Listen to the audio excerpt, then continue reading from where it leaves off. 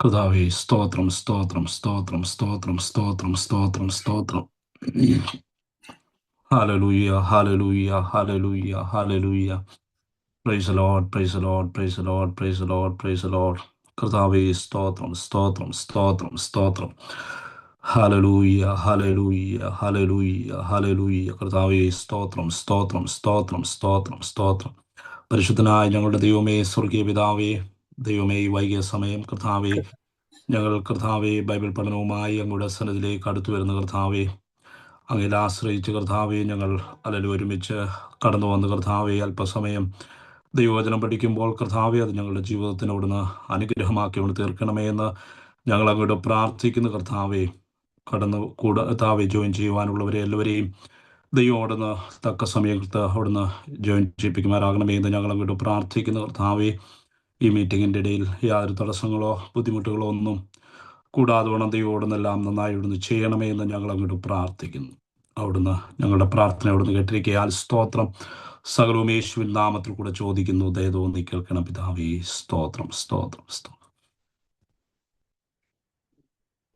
പിതാവിനും മഹത്വം ഉണ്ടാകട്ടെ. നമുക്ക് ഒരുമിച്ച് കടന്നു വന്ന് ദൈവവചനം പഠിക്കുവാനായിട്ട് ദൈവമായ കർത്താവ് ഒരു അവസരം നൽകിയതോർത്ത് ദൈവത്തെ സ്തുതിക്കുന്നു. അപ്രത്യാല് ദൈവവചനമാണ് നമ്മെ ജീവിപ്പിക്കുന്നത്. തേലിനും മധുരമേറിയതാണ് ദൈവത്തിൻ്റെ വചനമെന്ന് കാണുവാനായിട്ട് കഴിയുന്നു. നമ്മുടെ കുറവുകളെ നികത്തുവാൻ, ബലഹീനതകളെ മാറ്റുവാൻ ഒക്കെ ഒതുങ്ങുന്നത് ഈ ദൈവത്തിൻ്റെ വചനമാണ്. ഇന്ന് നമുക്കൊരുമിച്ച് ഇപ്രകാരം കടന്നു വന്ന് ഈ വരും ദിവസങ്ങളിൽ ദൈവവചനം പഠിക്കുന്നത് നമ്മുടെ ഓരോരുത്തരുടെയും ജീവിതത്തിൽ അത് വലിയ അനുഗ്രഹമായി തീരട്ടെ എന്ന് പ്രാർത്ഥിക്കുന്നു.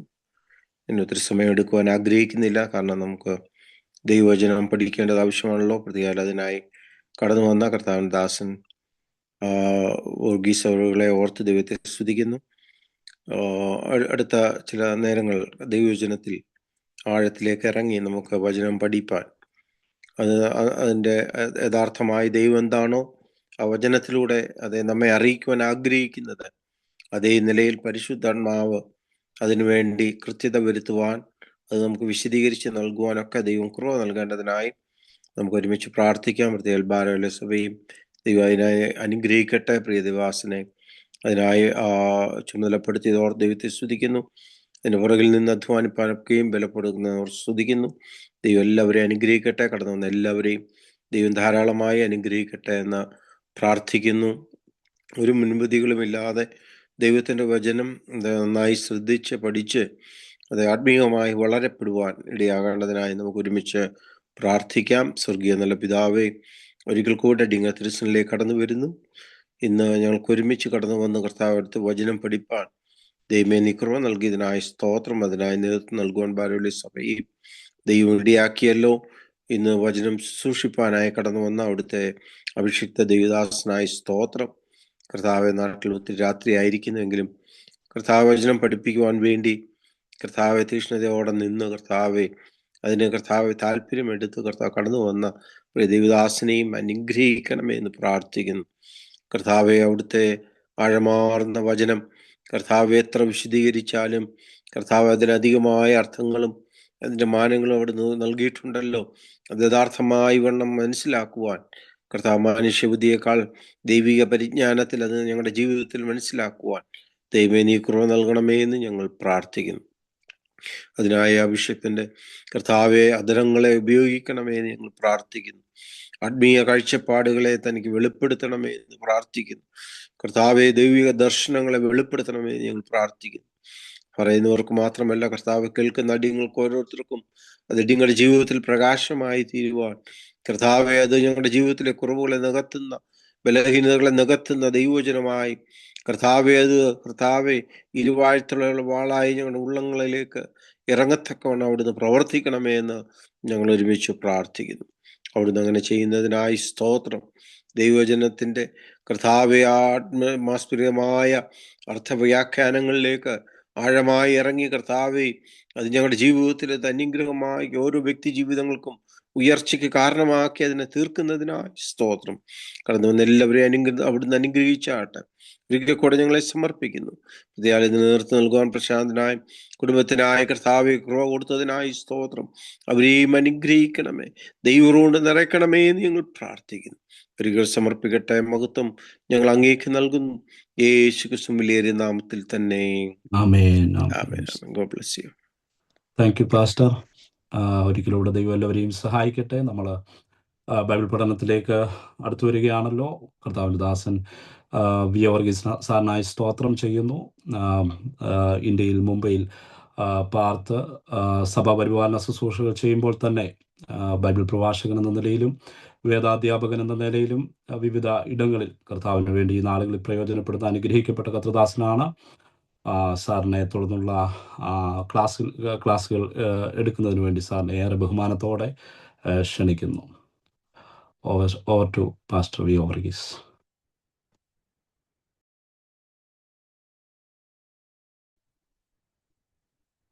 Thank you pastor Prashanth Mathew. എൻ്റെ ശബ്ദം കുഴപ്പമില്ലാതെ കേൾക്കാമല്ലോ? കേൾക്കാം. കർത്താവായ യഹോവേ, നിന്റെ നാമം സർവഭൂമിയിലും എത്ര ശ്രേഷ്ഠമായിരിക്കുന്നു.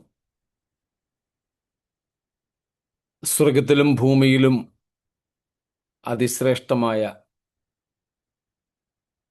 പരിശുദ്ധ തൃത്വത്തിന് ഞാൻ മഹത്വവും സ്തുതിയും സ്തോത്രവും ആരാധനയും അർപ്പിക്കുന്നു.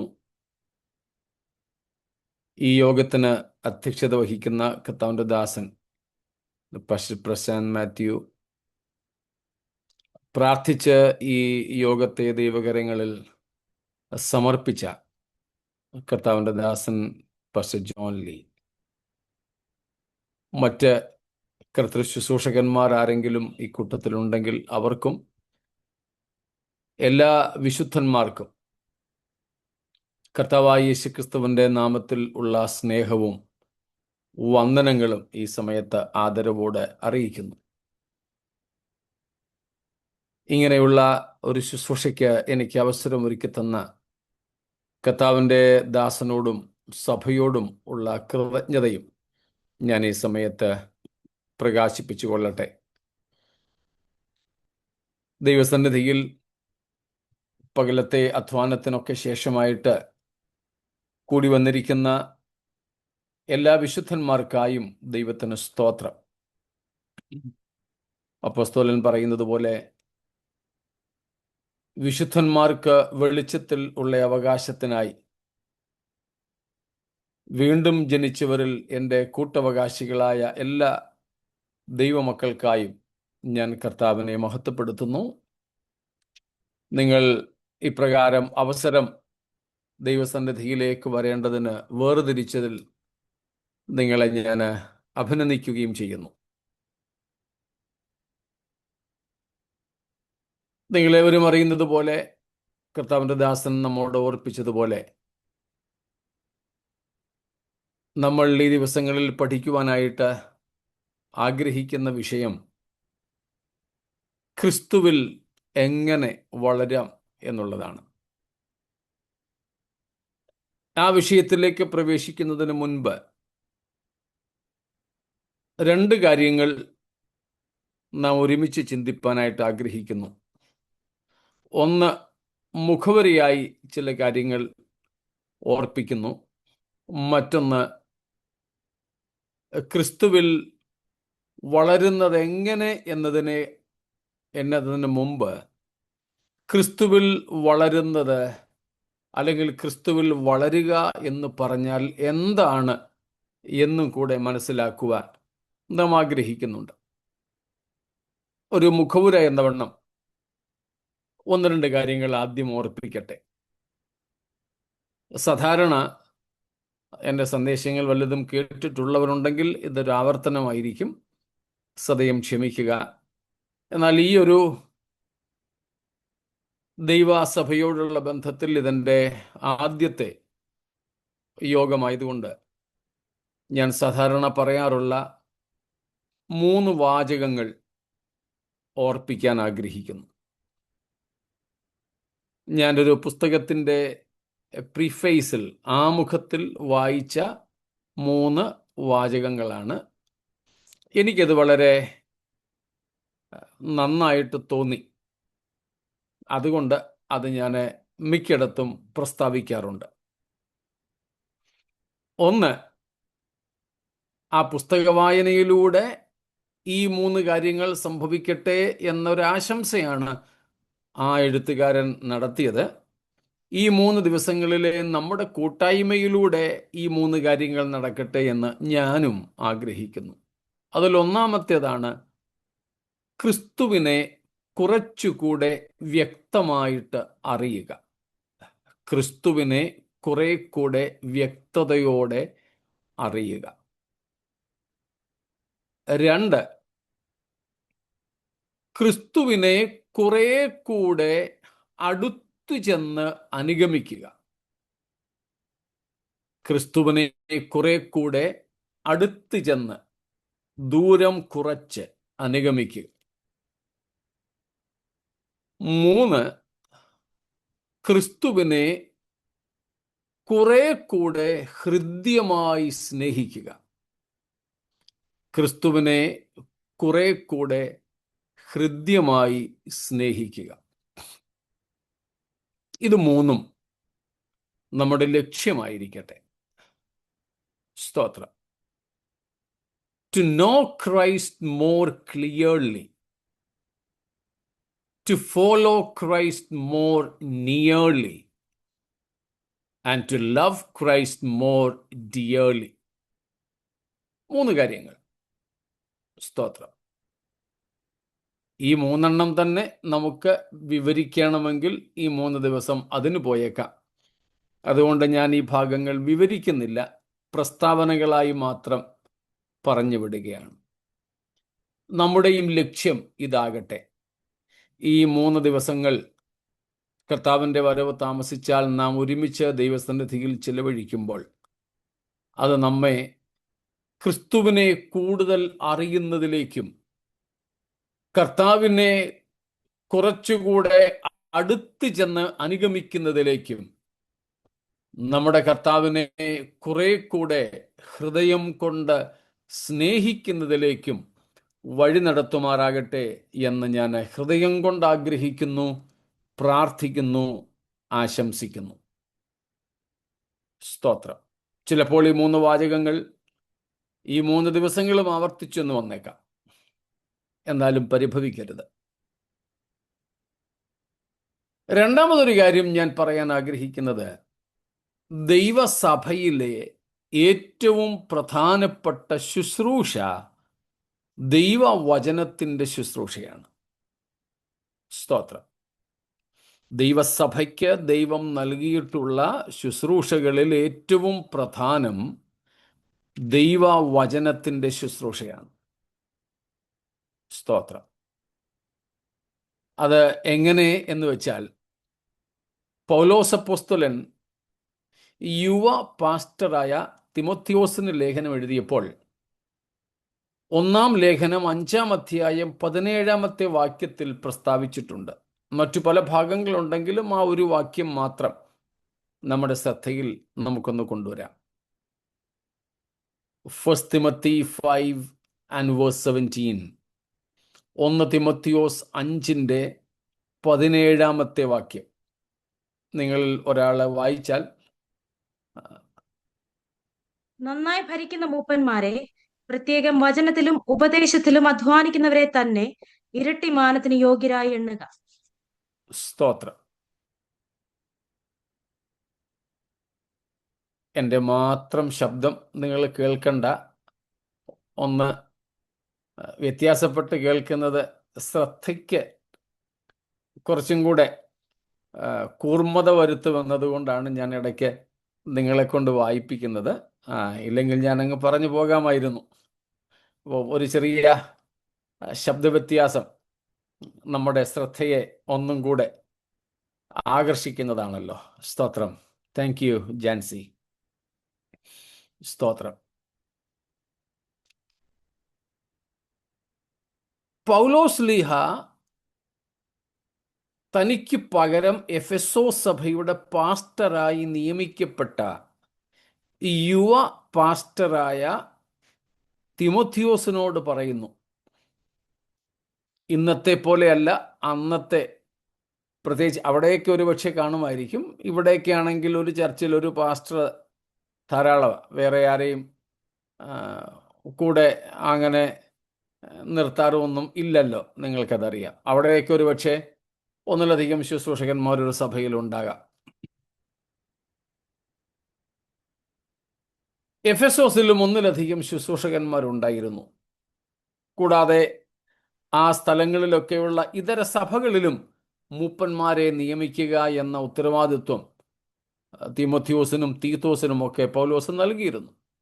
ആ പശ്ചാത്തലത്തിലാണ് പൗലോസ് പറയുന്നത്, നന്നായി ഭരിക്കുന്ന മൂപ്പന്മാരെ ഇരട്ടി മാനത്തിന് യോഗ്യരായിട്ട് എണ്ണണം. അവിടെ മൂപ്പൻ എന്ന് പറയുന്നത് നമ്മുടെ ഇപ്പോഴത്തെ മൂപ്പൻ എന്ന ഒരു അണ്ടർസ്റ്റാൻഡിങ്ങിൽ, ഒരു മനസ്സിലാക്കലിലല്ല. പ്രിസ്ബിറ്ററോസ് എന്നുള്ള ഒരു മൂലപദമാണ് അതിനുള്ളത്. അതിൻ്റെ അർത്ഥം പ്രിസ്ബിറ്റർ, ഇത് AG ചർച്ച് എന്നതിനാൽ AG സഭകളിൽ പറയുന്ന ഒരു പേര് പ്രിസ്ബിറ്റർ എന്നാണല്ലോ. ഈ ഭാഗത്തു നിന്നാണ് ആ മൂലപദം വന്നിരിക്കുന്നത്, പ്രിസ്ബിറ്റർ, പ്രിസ്ബിറ്ററോസ്. ചർച്ച് ഓഫ് ഗോഡുകാര് ഓവർസിയർ എന്ന് പറയുന്നു, രണ്ടും ഒന്ന് തന്നെ. മറ്റു ചില സഭക്കാര് ബിഷപ്പ് എന്ന് പറയുന്നു, ആളിത് തന്നെയാ. പാസ്റ്റർ എന്ന് പറയുന്നു, എൽഡർ എന്ന് പറയുന്നു. അപ്പോൾ എൽഡർ, പാസ്റ്റർ, ബിഷപ്പ്, പ്രിസ്ബിറ്റർ എന്നെല്ലാം പറയുന്നത് ഈ ഒരൊറ്റ ഒരാളിനെയാ, സഭയുടെ ശുശ്രൂഷ ചെയ്യുന്നയാള്. സ്തോത്രം. ഇവിടെ അതാണ് മൂപ്പൻ എന്ന് പറയുന്നത്, മൂപ്പൻ. പക്ഷെ നമ്മളിന്ന് മൂപ്പനെ പ്രായം കൊണ്ട് അങ്ങ് മൂപ്പുള്ളവരാക്കി. പ്രായം കൊണ്ട് മൂപ്പുള്ളവരെയാണ് നമ്മൾ ഇന്ന് പൊതുവെ മൂപ്പൻ എന്ന് പറയുന്നത്. അതിന് ഞങ്ങൾ ചിലപ്പോൾ പറയാറുണ്ട്, കേൾക്കുന്നവർക്കൊരു അല്പം പ്രയാസം തോന്നും, എന്നാലും മുതുക്കന്മാർ, ഈ നമ്മൾ മുതുക്കരെയാണ് മൂപ്പരെന്ന് വിളിക്കാറുള്ളത്. അല്ലെങ്കിൽ പിന്നെ ഈ വടക്കൻ കേരളത്തിൽ മൂപ്പർ, ആ പുള്ളിക്കാരൻ എന്ന അർത്ഥത്തിൽ ആ മൂപ്പർ എന്ന് പറയാറുണ്ട്. ഇത് രണ്ടുമല്ല, പ്രായം കൊണ്ടല്ല ഇവിടുത്തെ മൂപ്പസ്ഥാനം, ശുശ്രൂഷ കൊണ്ടാണ്. നമ്മളാണെങ്കിൽ ഈ ശുശ്രൂഷകനെ അങ്ങ് മൂപ്പന്മാരാക്കി, വേദപുസ്തകത്തിലെ ശുശ്രൂഷകന്മാരെ മൂപ്പന്മാരാക്കി. അതായത് ഡീക്കൻസ്, ശുശ്രൂഷകന്മാരെന്നുള്ളതിന് ഡീക്കൻസ് എന്നാണ് തിരുവെഴുത്തിൽ. ഇതേ പുസ്തകത്തിൻ്റെ 3-ാം അധ്യായം 1 മുതൽ 7 വരെയുള്ള വാക്യങ്ങളിൽ ബിഷപ്പുമാരെ കുറിച്ചും 8 തൊട്ട് ഡീക്കൺസ് അഥവാ ശുശ്രൂഷകന്മാരെ കുറിച്ചും പറയുന്നുണ്ട്. 3-ന്റെ 8-ാമത്തെ വാക്യം കൂടെ ഒന്ന് വായിക്കാമോ? 3:8. അവണ്ണം ശുശ്രൂഷകന്മാർ ഘനശാലികളായിരിക്കണം. മതി മോളെ. ഔവണ്ണം ശുശ്രൂഷകന്മാർ, കണ്ടോ, ശുശ്രൂഷകന്മാർ. അവിടെ ശുശ്രൂഷകന്മാർ എന്ന് തർജ്ജമ ചെയ്തിരിക്കുന്നത് ഡീക്കൺസ് എന്നാണ്. അവിടെ ശുശ്രൂഷകൻ എന്ന് പറയുന്നത് നമ്മുടെ സഭയിലെ മൂപ്പന്മാരെ കുറിച്ചാണ്. സെക്രട്ടറി, ട്രഷറർ, കമ്മിറ്റിക്കാര് തുടങ്ങി സഭാ ശുശ്രൂഷകനെ ശുശ്രൂഷകളിലൊക്കെ സഹായിക്കുവാൻ നിയമിക്കപ്പെടുന്നവരെയാണ് ശുശ്രൂഷകന്മാരെന്ന് വിളിക്കുന്നത്. എന്നാൽ നമ്മുടെ ഈ കാലം വന്നപ്പോഴത്തേക്കും നേരെ അങ്ങ് തിരിഞ്ഞു. പാസ്റ്റർമാർ ശുശ്രൂഷകന്മാരുമായി, ശുശ്രൂഷകന്മാർ മൂപ്പന്മാരുമായി. അതേതായാലും പാപമൊന്നുമല്ല, അങ്ങനെ കിടന്നോട്ടെ. വേദപുസ്തകത്തിൻ്റെ ഭാഷ ഞാനൊന്ന് ഓർപ്പിച്ചെന്നേ ഉള്ളൂ. മടങ്ങി 5:17 വരാം. നന്നായി ഭരിക്കുന്ന മൂപ്പന്മാരെ എന്ന് വെച്ചാൽ നന്നായി ശുശ്രൂഷ ചെയ്യുന്ന സഭയുടെ ഉപദേശിമാരെ എന്ന് സാധാരണമായിട്ട് പറയാം. ഇരട്ടി മാനത്തിന് യോഗ്യരായിട്ട് കണക്കാക്കണം. ഇരട്ടി മാനത്തിന് യോഗ്യരെന്നവിടെ പറഞ്ഞിരിക്കുന്നതിൻ്റെ പച്ച മലയാളം ഇരട്ടി ശമ്പളത്തിന് യോഗ്യം, ഡബിൾ പേയ്മെന്റിന് യോഗ്യരായിട്ട് കണക്കാക്കണമെന്ന്. അപ്പോൾ ഇരട്ടി മാനത്തിന് യോഗ്യരായി കണക്കാക്കപ്പെടേണ്ട ശുശ്രൂഷകന്മാർ ആരാണ്? നന്നായി ഭരിക്കുന്ന മൂപ്പന്മാർ. അതെന്താ ഈ നന്നായി ഭരിക്കുക എന്ന് പറഞ്ഞാൽ? പൗലോസ് അവിടെ കോമായിട്ട് പറഞ്ഞിട്ടുണ്ട് 5:17. ആരാ ഈ നന്നായി ഭരിക്കുന്ന മൂപ്പന്മാർ? അവിടെ എന്താ പറഞ്ഞിരിക്കുന്നത്? പ്രത്യേകാൽ വചനത്തിലും ഉപദേശത്തിലും അധ്വാനിക്കുന്നവരെ തന്നെ. വചനത്തിലും ഉപദേശത്തിലും അധ്വാനിക്കുന്നവരാണ് നന്നായി ഭരിക്കുന്ന മൂപ്പന്മാർ. വചനത്തിലും ഉപദേശത്തിലും, അതായത് ദൈവവചനമാണ്, അല്ലെ വചന ശുശ്രൂഷയാണ് ഏറ്റവും പ്രധാനപ്പെട്ട ശുശ്രൂഷ. ആ ശുശ്രൂഷയ്ക്ക് 2 വശങ്ങളുണ്ട്. 2 വശങ്ങൾ. ആ 2 വശങ്ങളാണ് അവിടെ പറഞ്ഞിരിക്കുന്ന വചനത്തിലും ഉപദേശത്തിലും എന്നുള്ളത്. ചില ഇംഗ്ലീഷ് ബൈബിളുകളിൽ, ചില വേർഷൻസിൽ കുറെക്കൂടെ മനസ്സിലാകുന്ന ഭാഷയിൽ അത് കൊടുത്തിട്ടുണ്ട്. Especially those who labor hard in preaching and teaching of the word of God. Preaching and teaching of the word of God. ദൈവവചന ശുശ്രൂഷയുടെ 2 തലങ്ങൾ. ഒന്ന് preaching, കെരിഗ്മ, and teaching, ഡിഡാക്കെ. കെരിഗ്മ എന്നും ഡിഡാക്കെ എന്നുമുള്ള 2 ഗ്രീക്ക് പദങ്ങൾ, മൂലവാക്കുകൾ. അതിൽ കെരിഗ്മയാണ് ദൈവവചനം പ്രസംഗിക്കുക എന്നതിന് ഉപയോഗിച്ചിരിക്കുന്നത്. ഹെറാൾഡിങ് ദ ഗുഡ് ന്യൂസ്. പ്രസംഗിക്കുക എന്ന് പറഞ്ഞാൽ സുവിശേഷം ഉദ്ഘോഷിക്കുക എന്നാണ്. സുവിശേഷം ഉദ്ഘോഷിക്കുക, ഹെറാൾഡിങ് ദ ഗുഡ് ന്യൂസ്. 2, ഡിഡാക്കെ. ഡിഡാക്കെയുടെ മറ്റൊരു രൂപമാണ് നമ്മളൊക്കെ ഉപയോഗിക്കുന്ന ഡോക്ടർ എന്നുള്ളത്. ഡോക്ടർ. ഡിഡാക്കെ എന്ന് പറഞ്ഞാൽ ടീച്ചിങ് എന്ന പഠിപ്പിക്കുക. പഠിപ്പിക്കുക. സ്തോത്രം. എന്താണ് പ്രസംഗിക്കേണ്ടത്? എന്താണ് പഠിപ്പിക്കേണ്ടത്? എവിടെയാണ് പ്രസംഗിക്കേണ്ടത്? എവിടെയാണ് പഠിപ്പിക്കേണ്ടത്? അതും കൂടെ പറഞ്ഞ് നമ്മുടെ വിഷയത്തിനുള്ളിലേക്ക് കയറാം.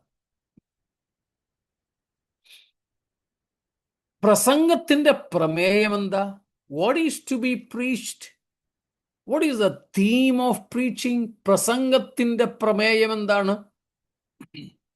സ്തോത്രം. നിങ്ങൾക്കും എൻ്റെ കൂടെ വരാം കേട്ടോ. ഞാൻ ഇങ്ങനെ അങ്ങ് പ്രസംഗിച്ച് പോകത്തില്ല. അതും കൂടെ പറയാനാണ് ഞാൻ ഇത്രയും പറഞ്ഞു വരുന്നത്. സ്തോത്രം.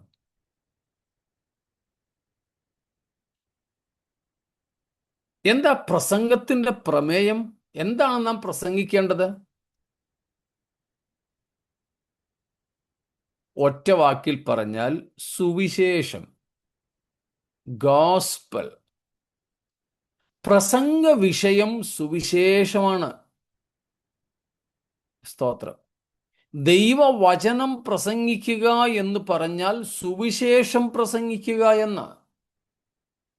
പുനരുത്ഥാനം ചെയ്ത യേശു മശിഹ തൻ്റെ ശിഷ്യന്മാരെ പറഞ്ഞയച്ചു. എന്തിനാ?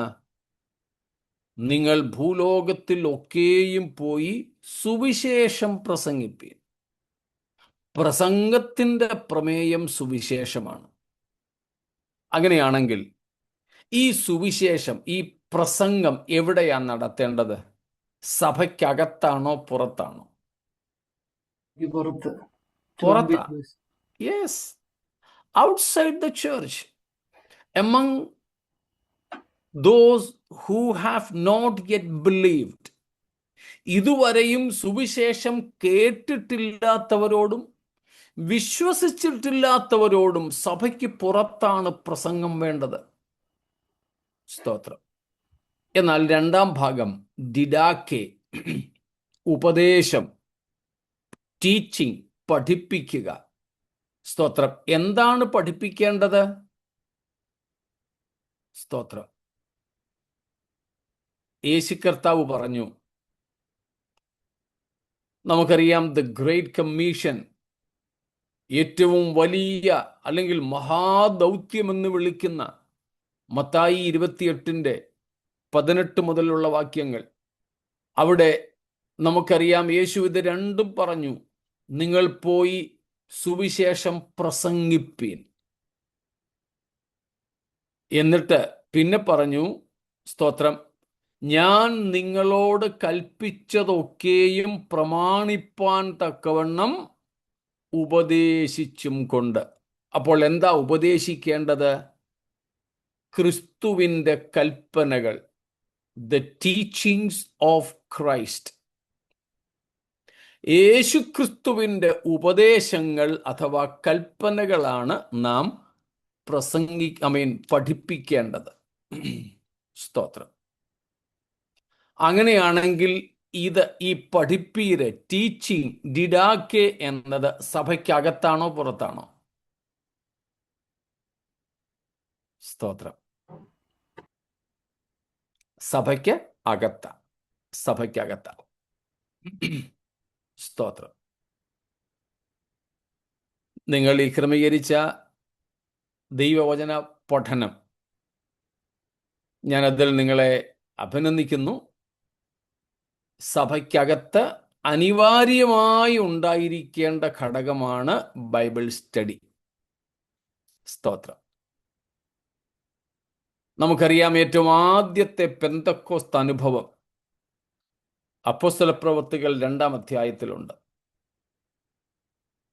അതിൻ്റെ 36 വരെയുള്ള വാക്യങ്ങളിൽ പത്രോസ് പ്രസംഗിച്ചു. 37 തൊട്ട് പ്രസംഗം കേട്ടവരുടെ ഹൃദയത്തിൽ കുത്തുകൊണ്ട് മാനസാന്തരപ്പെട്ട് ക്രിസ്തുവിൽ വിശ്വസിച്ച് സ്നാനമേറ്റു. പ്രസംഗം കേട്ട് മാനസാന്തരപ്പെട്ട് സ്നാനമേറ്റ വിശ്വാസികൾ 40 വരെയുള്ള വാക്യങ്ങളിൽ അവരെ പ്രസംഗം കേട്ട് വിശ്വസിച്ച് സ്നാനപ്പെട്ടു. 40-ാം വാക്യത്തിന് ശേഷം ഈ സ്നാനപ്പെട്ടവരെന്ത് ചെയ്തു? പിന്നെ അപ്പോസ്തലന്മാരുടെ പ്രസംഗം കേട്ടും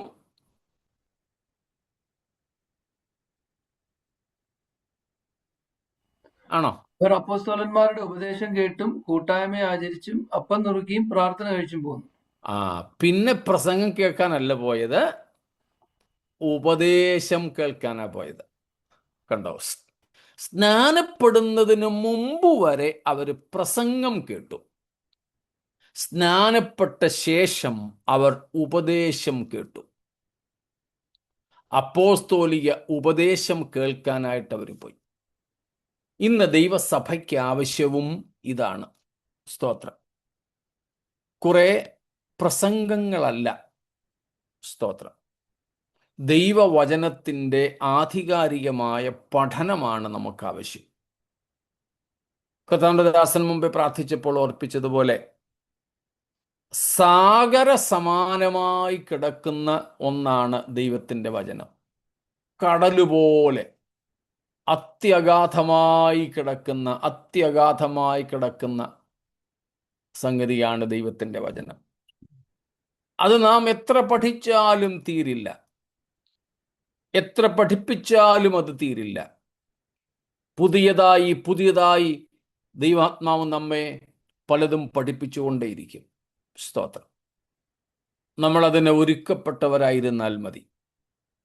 അതുകൊണ്ട് ഈ നമ്മളിപ്പോൾ ചിന്തിച്ച വചനമനുസരിച്ച് രക്ഷിക്കപ്പെട്ട് സ്നാനപ്പെട്ട് കർത്താവായ യേശു ക്രിസ്തുവിൻ്റെ വരവിനായിട്ട് കാത്തിരിക്കുന്ന ദൈവസഭയ്ക്ക് ദൈവവചന പഠനം വളരെ അനിവാര്യമായ ഒന്നാണ്. നാം അതിലേക്ക് പ്രവേശിക്കുകയായി. സ്തോത്രം. ദൈവത്തിൻ്റെ വചനത്തിലേക്ക് നാം പ്രവേശിക്കുക. അതിലാണ് നിങ്ങൾ തിരഞ്ഞെടുത്ത വിഷയവും വളരെ ശ്ലാഘനീയമാണ്. സ്തോത്രം. ക്രിസ്തുവിൽ എങ്ങനെ വളരാം. സ്തോത്രം. How to grow in Christ. സ്തോത്രം. വളരെ പ്രധാനപ്പെട്ട ദൈവവചനത്തിൻ്റെ ചിന്തകളിലേക്ക് നാം പ്രാർത്ഥനാപൂർവം പ്രവേശിക്കുകയാണ്. സ്തോത്രം. നിങ്ങളുടെയും കൂടെ ശ്രദ്ധ ഒന്ന് ആകർഷിക്കുന്നതിനും നിങ്ങൾക്കും കൂടെ ഒരു പാർട്ടിസിപ്പേഷൻ, ഒരു പങ്കാളിത്തം തരുന്നതിനും ഇടയ്ക്കൊക്കെ ഞാനിങ്ങനെ ചോദ്യങ്ങൾ എറിഞ്ഞു തരും. നിങ്ങൾ സഹകരിക്കാം. നിങ്ങൾക്ക് പറയാം. ഉത്തരം തെറ്റിയാലും സാരമില്ല. ഇമ്പോസിഷനോ ഫൈനോ ഒന്നുമില്ല. അതുപോലെ തന്നെ നിങ്ങൾക്കിനി പറയാൻ പ്രയാസമാണെങ്കിൽ ചാറ്റ് ബോക്സിൽ നിങ്ങൾക്ക് മറുപടി അയക്കാം. നിങ്ങളുടെ ഒരു സഹകരണം മതി. സ്തോത്രം. നാം ഒരുമിച്ച് ചിന്തിക്കാൻ, പ്രത്യേകിച്ച് ഒരു വെർച്വൽ മീറ്റിങ്ങും കൂടെ ആയതുകൊണ്ട് അശ്രദ്ധ ഉണ്ടാകാനും മയങ്ങിപ്പോകാനും മറ്റു പല കാര്യങ്ങളിലും ഇടപെടാനും ഒക്കെയുള്ള സാധ്യതകളുണ്ട്. പിന്നെ വീഡിയോ ഓൺ ചെയ്തിരിക്കുന്നവരാണെങ്കിൽ മറ്റുള്ളവർ കാണുമെന്നുള്ള ഒരു സംഗതി ഉണ്ടെങ്കിലും കുറെ കൂടെയൊക്കെ ഒന്ന് ശ്രദ്ധിച്ചിരിക്കും. സ്തോത്രം. എല്ലാവർക്കും വീഡിയോ ഓൺ ചെയ്യാൻ ബുദ്ധിമുട്ടുകൾ ഉണ്ടാകും എന്നും എനിക്കറിയാം. എന്നാലും നിങ്ങൾ ശ്രദ്ധിച്ചിരുന്നാൽ മതി. അപ്പം ഞങ്ങളെ കഥകടച്ചിരിക്കുന്നവരും ശ്രദ്ധിക്കുന്നുണ്ടോ എന്നും കൂടെ അറിയാനാണ് ഞാൻ ഇടയ്ക്ക് ചോദ്യങ്ങളൊക്കെ ഒന്ന് ചോദിക്കുന്നത്. അല്ലാതെ നിങ്ങളുടെ അറിവിനെ പരീക്ഷിക്കാനൊന്നുമല്ല. സ്തോത്രം. ഒരുമിച്ചുള്ള സഹകരണത്തിന് പൊതുവെ ഞാനൊരു ഇൻ്ററാക്റ്റീവ് സെഷനാണ് ഇഷ്ടപ്പെടാറ്. ഓഫ്ലൈൻ ആയാലും ഓൺലൈൻ ആയാലും ഒക്കെ ഞങ്ങളുടെ ഓൺലൈൻ മീറ്റിങ്ങുകളുണ്ട്. അതിലൊക്കെ ഞാൻ ഇൻട്രാക്റ്റീവ് സെഷൻസ് പരസ്പരം പങ്കുവെക്കുന്ന ഒരു കാര്യമാണ് ഇഷ്ടപ്പെടുക. അതുകൊണ്ടാണ് അങ്ങനെ ഞാൻ ചോദിക്കുക. സ്തോത്രം. വളരെ പ്രാർത്ഥനയോടുകൂടെ കർത്താവിൻ്റെ സന്നിധാനത്തിങ്കൽ ശ്രദ്ധയോടുമായിരിക്കണം. മനസ്സിലാകാത്ത കാര്യങ്ങളോ വിയോജിപ്പുള്ള കാര്യങ്ങളോ ഉണ്ടെങ്കിൽ ചോദിക്കുന്നതിനും ഒരു വിരോധമില്ല കേട്ടോ. സ്തോത്രം. ഒരു വിരോധമില്ല. നിങ്ങൾക്ക് ചോദ്യങ്ങൾ ചോദിക്കാൻ, എന്നോട് നേരിട്ട് ചോദിക്കാൻ പ്രയാസമുണ്ടെങ്കിൽ നിങ്ങളുടെ പാസ്റ്ററോട് പറഞ്ഞാൽ മതി. അദ്ദേഹം എനിക്ക് മെസ്സേജസ്, ചോദ്യങ്ങൾ അയച്ചു തരും. ഇന്നത്തേതിൻ്റെ ചോദ്യങ്ങൾ വേണമെങ്കിൽ അന്നേരം തന്നെ ചാറ്റ് ബോക്സിൽ ഇട്ടാൽ, നമ്മുടെ വിഷയത്തോടനുബന്ധിച്ചതാണെങ്കിൽ അന്നേരം തന്നെ മറുപടി പറഞ്ഞു പോകാൻ ശ്രമിക്കാം. അല്ല, ഇന്നത്തേതിനെക്കുറിച്ച് നാളത്തേക്കാണ് സംശയം വരുന്നതെങ്കിൽ അപ്പോഴത്തേക്ക് അയച്ചു തന്നാലും മതി. പ്രശ്നമില്ല. സ്തോത്രം. How to grow in Christ. ക്രിസ്തുവിൽ എങ്ങനെ നമുക്ക് വളരാം. അതിലേക്ക് വരുന്നതിന് മുമ്പ് ഞാൻ ആദ്യം ഓർപ്പിച്ചതുപോലെ ക്രിസ്തുവിൽ വളരുക എന്ന് പറഞ്ഞാൽ എന്താണ് എന്ന് നമുക്ക് ആദ്യം ചിന്തിക്കേണ്ടതുണ്ട്. What does it mean to grow in Christ. സ്തോത്രം. What does it mean? എന്താണ് ക്രിസ്തുവിൽ വളരുക എന്ന് പറഞ്ഞാൽ അതിനർത്ഥം? നീ ക്രിസ്തുവിൽ വളരുക എന്ന് പറഞ്ഞാൽ എന്താണെന്ന് പറയുന്നതിന് മുമ്പ് അതെന്തല്ലെന്നും കൂടെ ഒന്ന് പറയാം. അപ്പൊ ഈ 3 കാര്യങ്ങളാണ് നമുക്ക് പഠിക്കാനായിട്ടുള്ളത്. സ്തോത്രം. What is it not to grow in Christ. ക്രിസ്തുവിൽ വളരുക എന്ന് പറഞ്ഞാൽ എന്തല്ല. അതിനുശേഷം അതെന്താണ്, അത് കഴിഞ്ഞിട്ട് എങ്ങനെ, ഇങ്ങനെ ഒരു അടുക്കോടെ നമുക്ക് പോകാമെന്ന് കരുതുന്നു. സ്തോത്രം. എന്തല്ല ക്രിസ്തുവിൽ വളരുക എന്ന് പറഞ്ഞാൽ? സ്തോത്രം. 1-2 കാര്യങ്ങളെ പെട്ടെന്ന് ഓർപ്പിക്കാം. 1, it's not growing in the church. Growing in Christ is not growing in the church. ക്രിസ്തുവിൽ വളരുക എന്ന് പറഞ്ഞാൽ സഭയിൽ വളരുക എന്നല്ല. സ്തോത്രം. ആരോ ഭക്തൻ പറഞ്ഞത് എനിക്ക് ഓർമ്മയുണ്ട്.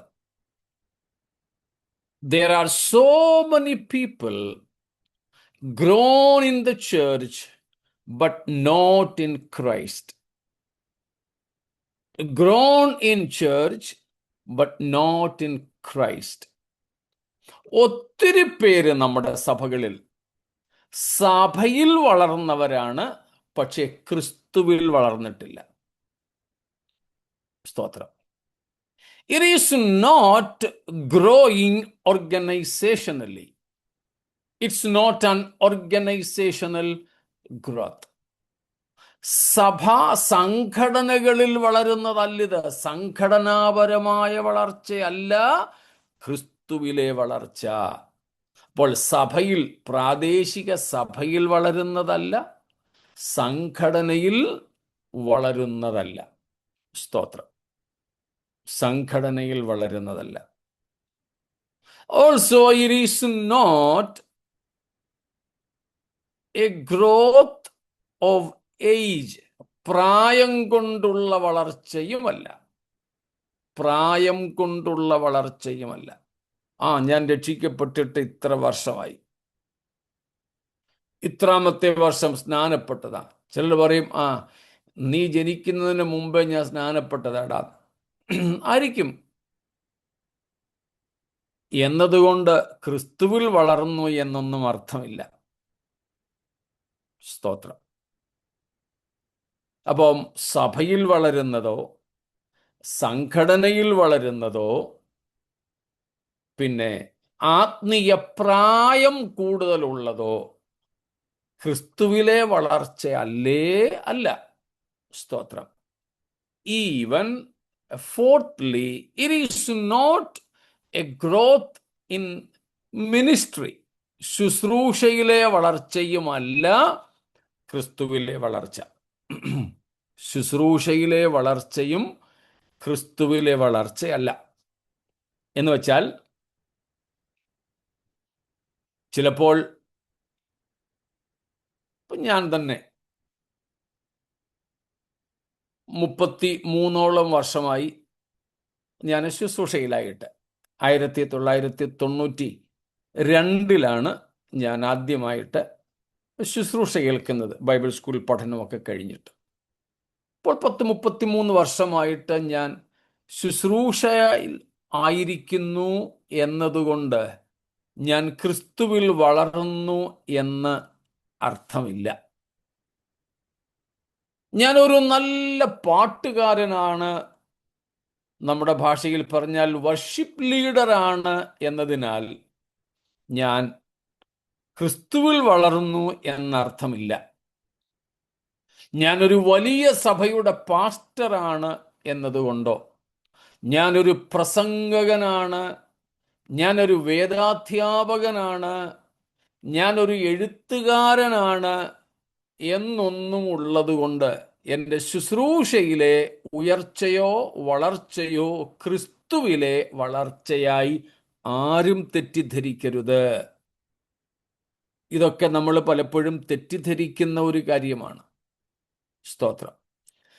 ക്രിസ്തുവിൽ ഒരു വളർച്ചയും ഇല്ലാതെ തന്നെ എനിക്ക് ശുശ്രൂഷയിൽ അങ്ങ് ഉന്നതികളിലെത്താൻ പറ്റും. നല്ല പ്രസംഗകനായിരിക്കാൻ പറ്റും, നല്ല പാട്ടുകാരനായിരിക്കാൻ പറ്റും, നല്ല എഴുത്തുകാരനും വേദാധ്യാപകനും ഒക്കെ ആയിരിക്കാം എനിക്ക്. ക്രിസ്തുവിൽ ഞാൻ വളരാതെ തന്നെ ഇതിനൊക്കെ സാധ്യതയുണ്ട്. അതുകൊണ്ട് ഈ പറയപ്പെട്ട കാര്യങ്ങളൊന്നും ക്രിസ്തുവിൽ ഉള്ള വളർച്ചയായി ദയവായിട്ടാരും തെറ്റിദ്ധരിക്കരുത്. സ്തോത്രം. സഭയിലെ സെക്രട്ടറിയോ അല്ല പേട്രനോ ഒക്കെ നമ്മളായിരുന്നു എന്ന് വന്നേക്കാം. ചില സഭകളിലൊക്കെ അങ്ങ് ആജീവനാന്ത സെക്രട്ടറിമാരാണുള്ളത്. അവിടെങ്ങും പിന്നെ അത്രയും കാണത്തില്ല, കാരണം ട്രാൻസ്ഫറബിളും അങ്ങനെയും ഇങ്ങനെയും മൈഗ്രേഷനും ഒക്കെ വരുന്നത് കൊണ്ട് കാണത്തില്ല. നമ്മുടെ ഇവിടെ ഇന്ത്യയിൽ ആ, ഇവിടെ മുംബൈയിലും ഒക്കെ ആണെങ്കിൽ ചില സഭകളിൽ ആജീവനാന്തം ഒരു അച്ചായനായിരിക്കും സെക്രട്ടറി. എല്ലാവരും പറയും അച്ചായനങ്ങിരുന്നോടെ. അപ്പം അച്ചായൻ വിചാരിക്കുന്നത് അച്ചായൻ്റെ ആത്മീയത കൊണ്ട് എല്ലാവരും അങ്ങ് അച്ചായനെ ആക്കുന്നതാണെന്ന്. അതൊന്നുമല്ല, അച്ചായനെ ആക്കുന്നതാ, അത് ശരിയാ. പക്ഷേ അദ്ദേഹത്തിൻ്റെ ആത്മീയത കൊണ്ട് അങ്ങനെ അച്ചായൻ ഇരിക്കട്ടെ എന്ന് വെക്കുന്നതൊന്നുമല്ല.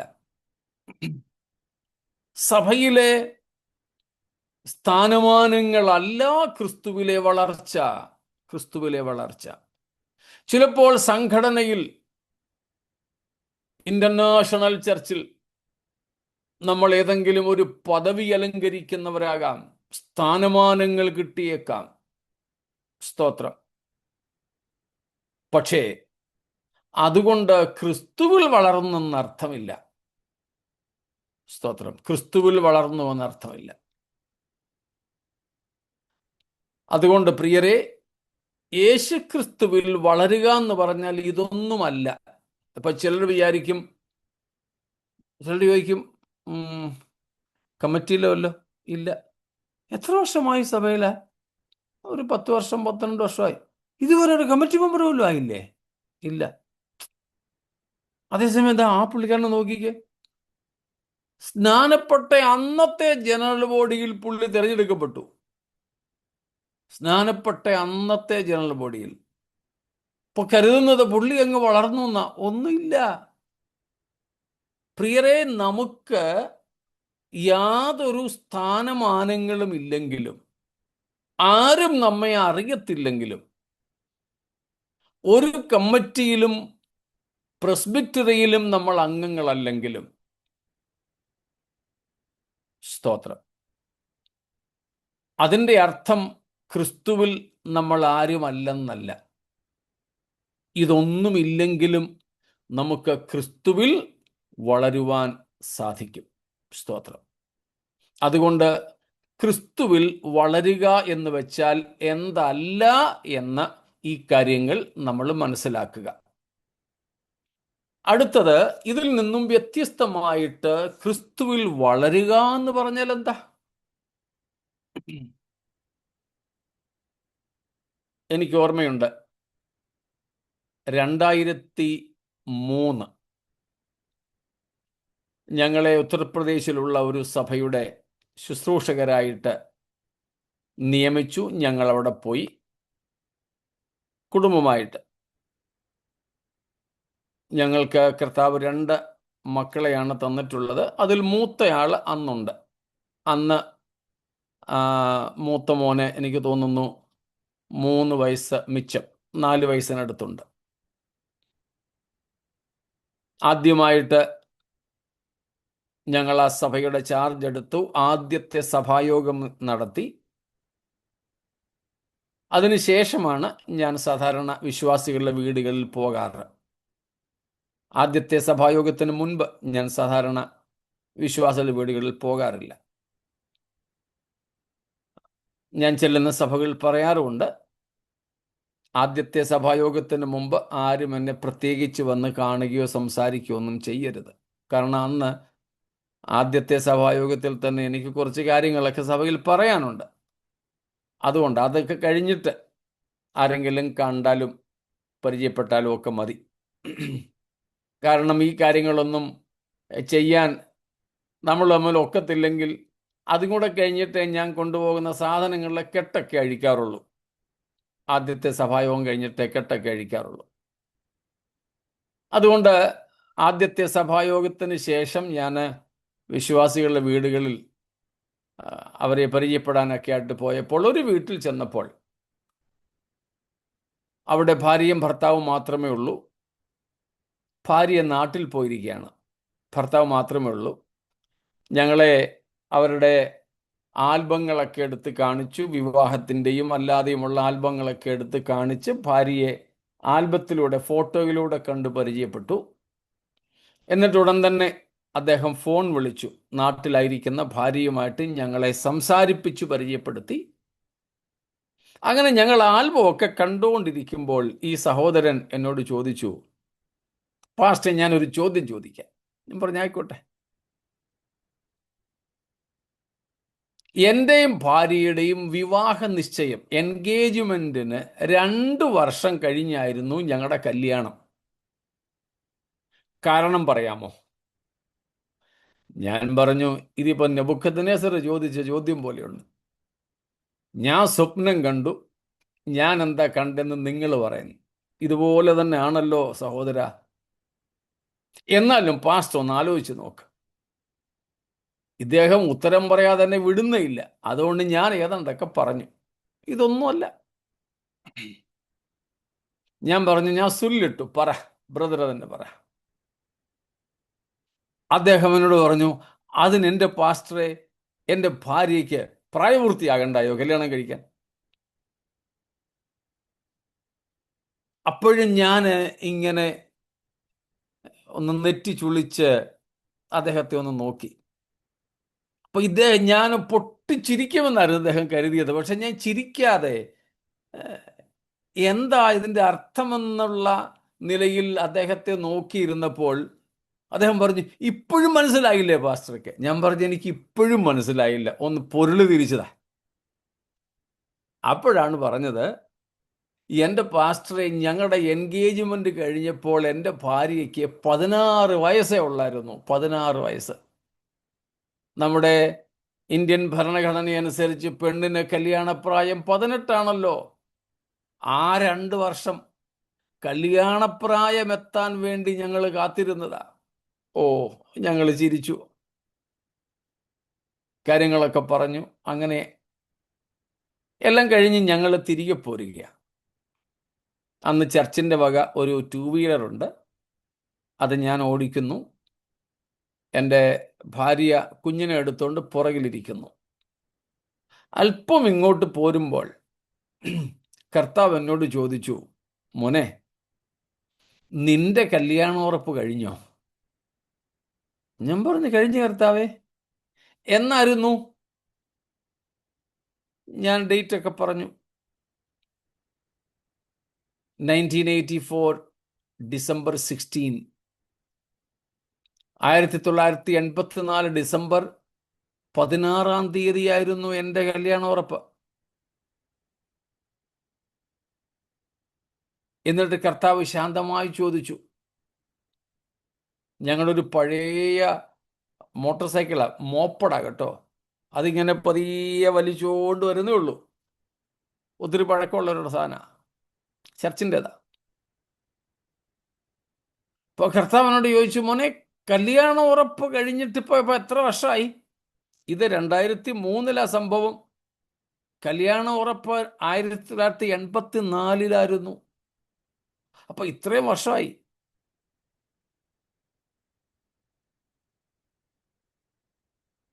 എന്നിട്ട് കർത്താവ് ചോദിച്ചു, കല്യാണം കഴിഞ്ഞോ? ഞാൻ പറഞ്ഞു, ഇല്ല കർത്താവേ. അതെന്താ? തെറ്റിദ്ധരിക്കരുത്, ശാരീരിക അല്ലെങ്കിൽ ഭൗതിക കല്യാണത്തെക്കുറിച്ചും എൻഗേജ്മെന്റിനെ കുറിച്ചൊന്നും അല്ല പറഞ്ഞത് കേട്ടോ, ആത്മീയ വിഷയമാണ്. അതെന്താ മോനെ, ഇത്രയും വർഷമായും കല്യാണം ഉറപ്പ് കഴിഞ്ഞിട്ടും കല്യാണം നടക്കാഞ്ഞേ? മറ്റേ ബ്രദർ പറഞ്ഞതാ ഉത്തരം. സ്തോത്രം. ആരാ മണവാളൻ? ക്രിസ്തു. മണവാട്ടി ഞാൻ. ഇതുവരെ എന്താ കല്യാണം നടക്കാഞ്ഞത്? ആ ബ്രദർ പറഞ്ഞതാ കാരണം. എന്തുവാ? പെണ്ണിന് ഇതുവരെ കല്യാണപ്രായമായില്ല, പ്രായപൂർത്തിയായില്ല.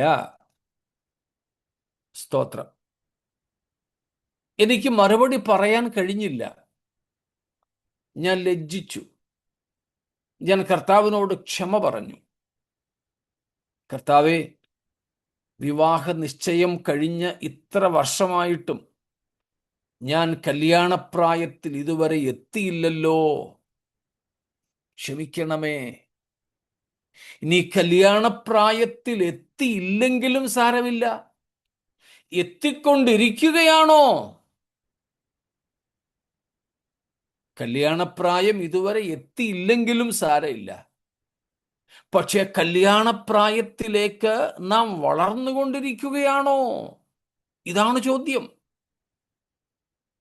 നമ്മുടെ വിഷയത്തോടനുബന്ധിച്ച് ഇതൊന്ന് കൂട്ടി യോജിപ്പിക്കാൻ സാധിക്കുന്നുണ്ടോ? സ്തോത്രം. എൻ്റെ കൂടെ നിങ്ങൾ വരുന്നുണ്ടല്ലോ, മനസ്സിലാവുന്നുണ്ടല്ലോ. സ്തോത്രം. ഇതുപോലെ കർത്താവ് എന്നോട് ചോദിച്ച അതേ ചോദ്യം ഞാൻ ഇന്ന് ഈ ദൈവസഭയോട് ചോദിക്കുന്നു. പാസ്റ്റേഴ്സായ ഞങ്ങളും പാസ്റ്റേഴ്സ് അല്ലാത്ത നിങ്ങളും ഉൾപ്പെടുന്ന നാം ഒരുമിച്ച് ഇന്ന് ചിന്തിക്കേണ്ട ഒരു സംഗതിയാണ്, നമ്മുടെ വിവാഹ നിശ്ചയം കഴിഞ്ഞുവോ? എന്നിട്ട് എന്തേ ഇതുവരെ വിവാഹം നടന്നില്ല? ഉത്തരം ആ ബ്രദർ പറഞ്ഞത് തന്നെ. പക്ഷേ അവരുടെ വിവാഹം 2 കൊല്ലത്തിനകം നടന്നു. അപ്പോഴേക്കും പെണ്ണ് പ്രായപൂർത്തിയിലേക്കെത്തി, കല്യാണപ്രായത്തിലേക്കെത്തി. എന്നാൽ നാം ഇതുവരെ വിവാഹപ്രായത്തിലേക്ക് നടന്നെടുത്തിട്ടില്ല. പ്രസക്തമായ ഒരു ചോദ്യം. സ്തോത്രം. ഒന്നാമത്തെ ചോദ്യം, നമ്മുടെ പ്രായത്തിനനുസരിച്ചുള്ള വളർച്ച നമ്മൾ പ്രാപിച്ചിട്ടുണ്ടോ? ആവർത്തിക്കുന്നു, have we grown in reciprocal to our age? നമ്മുടെ പ്രായത്തിനനുസരിച്ചുള്ള വളർച്ച നമുക്ക് പ്രാപിക്കുവാൻ കഴിഞ്ഞുവോ? 2, നമ്മുടെ ആത്മീയ ഭക്ഷണത്തിനനുസരിച്ചുള്ള പുഷ്ടി നമുക്കുണ്ടോ? ഈ 2 ചോദ്യങ്ങൾ നമ്മുടെ വിഷയത്തോടനുബന്ധിച്ച് പ്രസക്തമായതാണ്. 1, പ്രായത്തിനനുസരിച്ച വളർച്ചയും. 2, ഭക്ഷണത്തിനനുസരിച്ചുള്ള പുഷ്ടിയും നമുക്കുണ്ടോ? ഇല്ല എങ്കിൽ അത് പാപമാണെന്ന് സമ്മതിച്ചുകൊണ്ട് നമ്മുടെ ഈ ബൈബിൾ അധ്യയനത്തിൻ്റെ തുടക്ക മണിക്കൂറുകളിൽ തന്നെ ദൈവത്തിങ്കലേക്ക് ഒന്ന് നിലവിളിച്ചുകൊണ്ട് അടുത്തു വരേണ്ടതുണ്ട്. സ്തോത്രം. മനസ്സിലാവുന്നുണ്ടോ? We need to be grown in accordance with the spiritual age we have, and to be healthy enough in reciprocal to the food we intake. Stotra.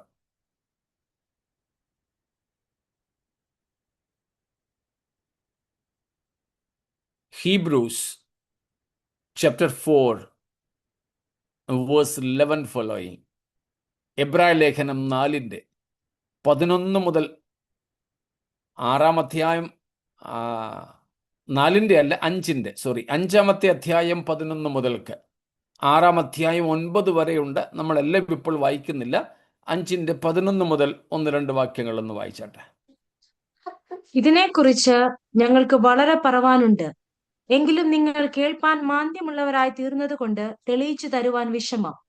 കാലം നോക്കിയാൽ ഇപ്പോൾ ഉപദേഷ്ടാക്കന്മാരായിരിക്കേണ്ടുന്ന നിങ്ങൾക്ക് ദൈവത്തിന്റെ അരുളപ്പാടുകളുടെ ആദ്യ പാഠങ്ങളെ തന്നെ വീണ്ടും ഉപദേശിച്ചു തരുവാൻ ആവശ്യമായിരിക്കുന്നു. കട്ടിയായുള്ള ആഹാരമല്ല, പാലത്രേ നിങ്ങൾക്ക് ആവശ്യമെന്ന് വന്നിരിക്കുന്നു. പാൽ കുടിക്കുന്നവനെല്ലാം നീതിയുടെ വചനത്തിൽ പരിചയമില്ലാത്തവനത്രേ, അവൻ ശിശുവല്ലോ. കട്ടിയായുള്ള ആഹാരം നന്മതിന്മകളെ തിരിച്ചറിയുവാൻ തഴക്കത്താൽ അഭ്യസിച്ച ഇന്ദ്രിയങ്ങളുള്ളവരായ പ്രായം തികഞ്ഞവർക്കേ പറ്റുകയുള്ളൂ. സ്തോത്രം. കണ്ടോ, 6-ാം അധ്യായത്തിലും അത് തുടരുകയാണ്. പക്ഷെ ഇപ്പോൾ നമ്മൾ അങ്ങോട്ട് പോകുന്നില്ല. അപ്പോസ്തലൻ അവിടെ പറയുന്നു, ഇതേക്കുറിച്ച് ഞങ്ങൾക്കിനിയും വളരെ പറവാനുണ്ട്. ഇതിനെക്കുറിച്ചാ? ഏതിനെക്കുറിച്ച്?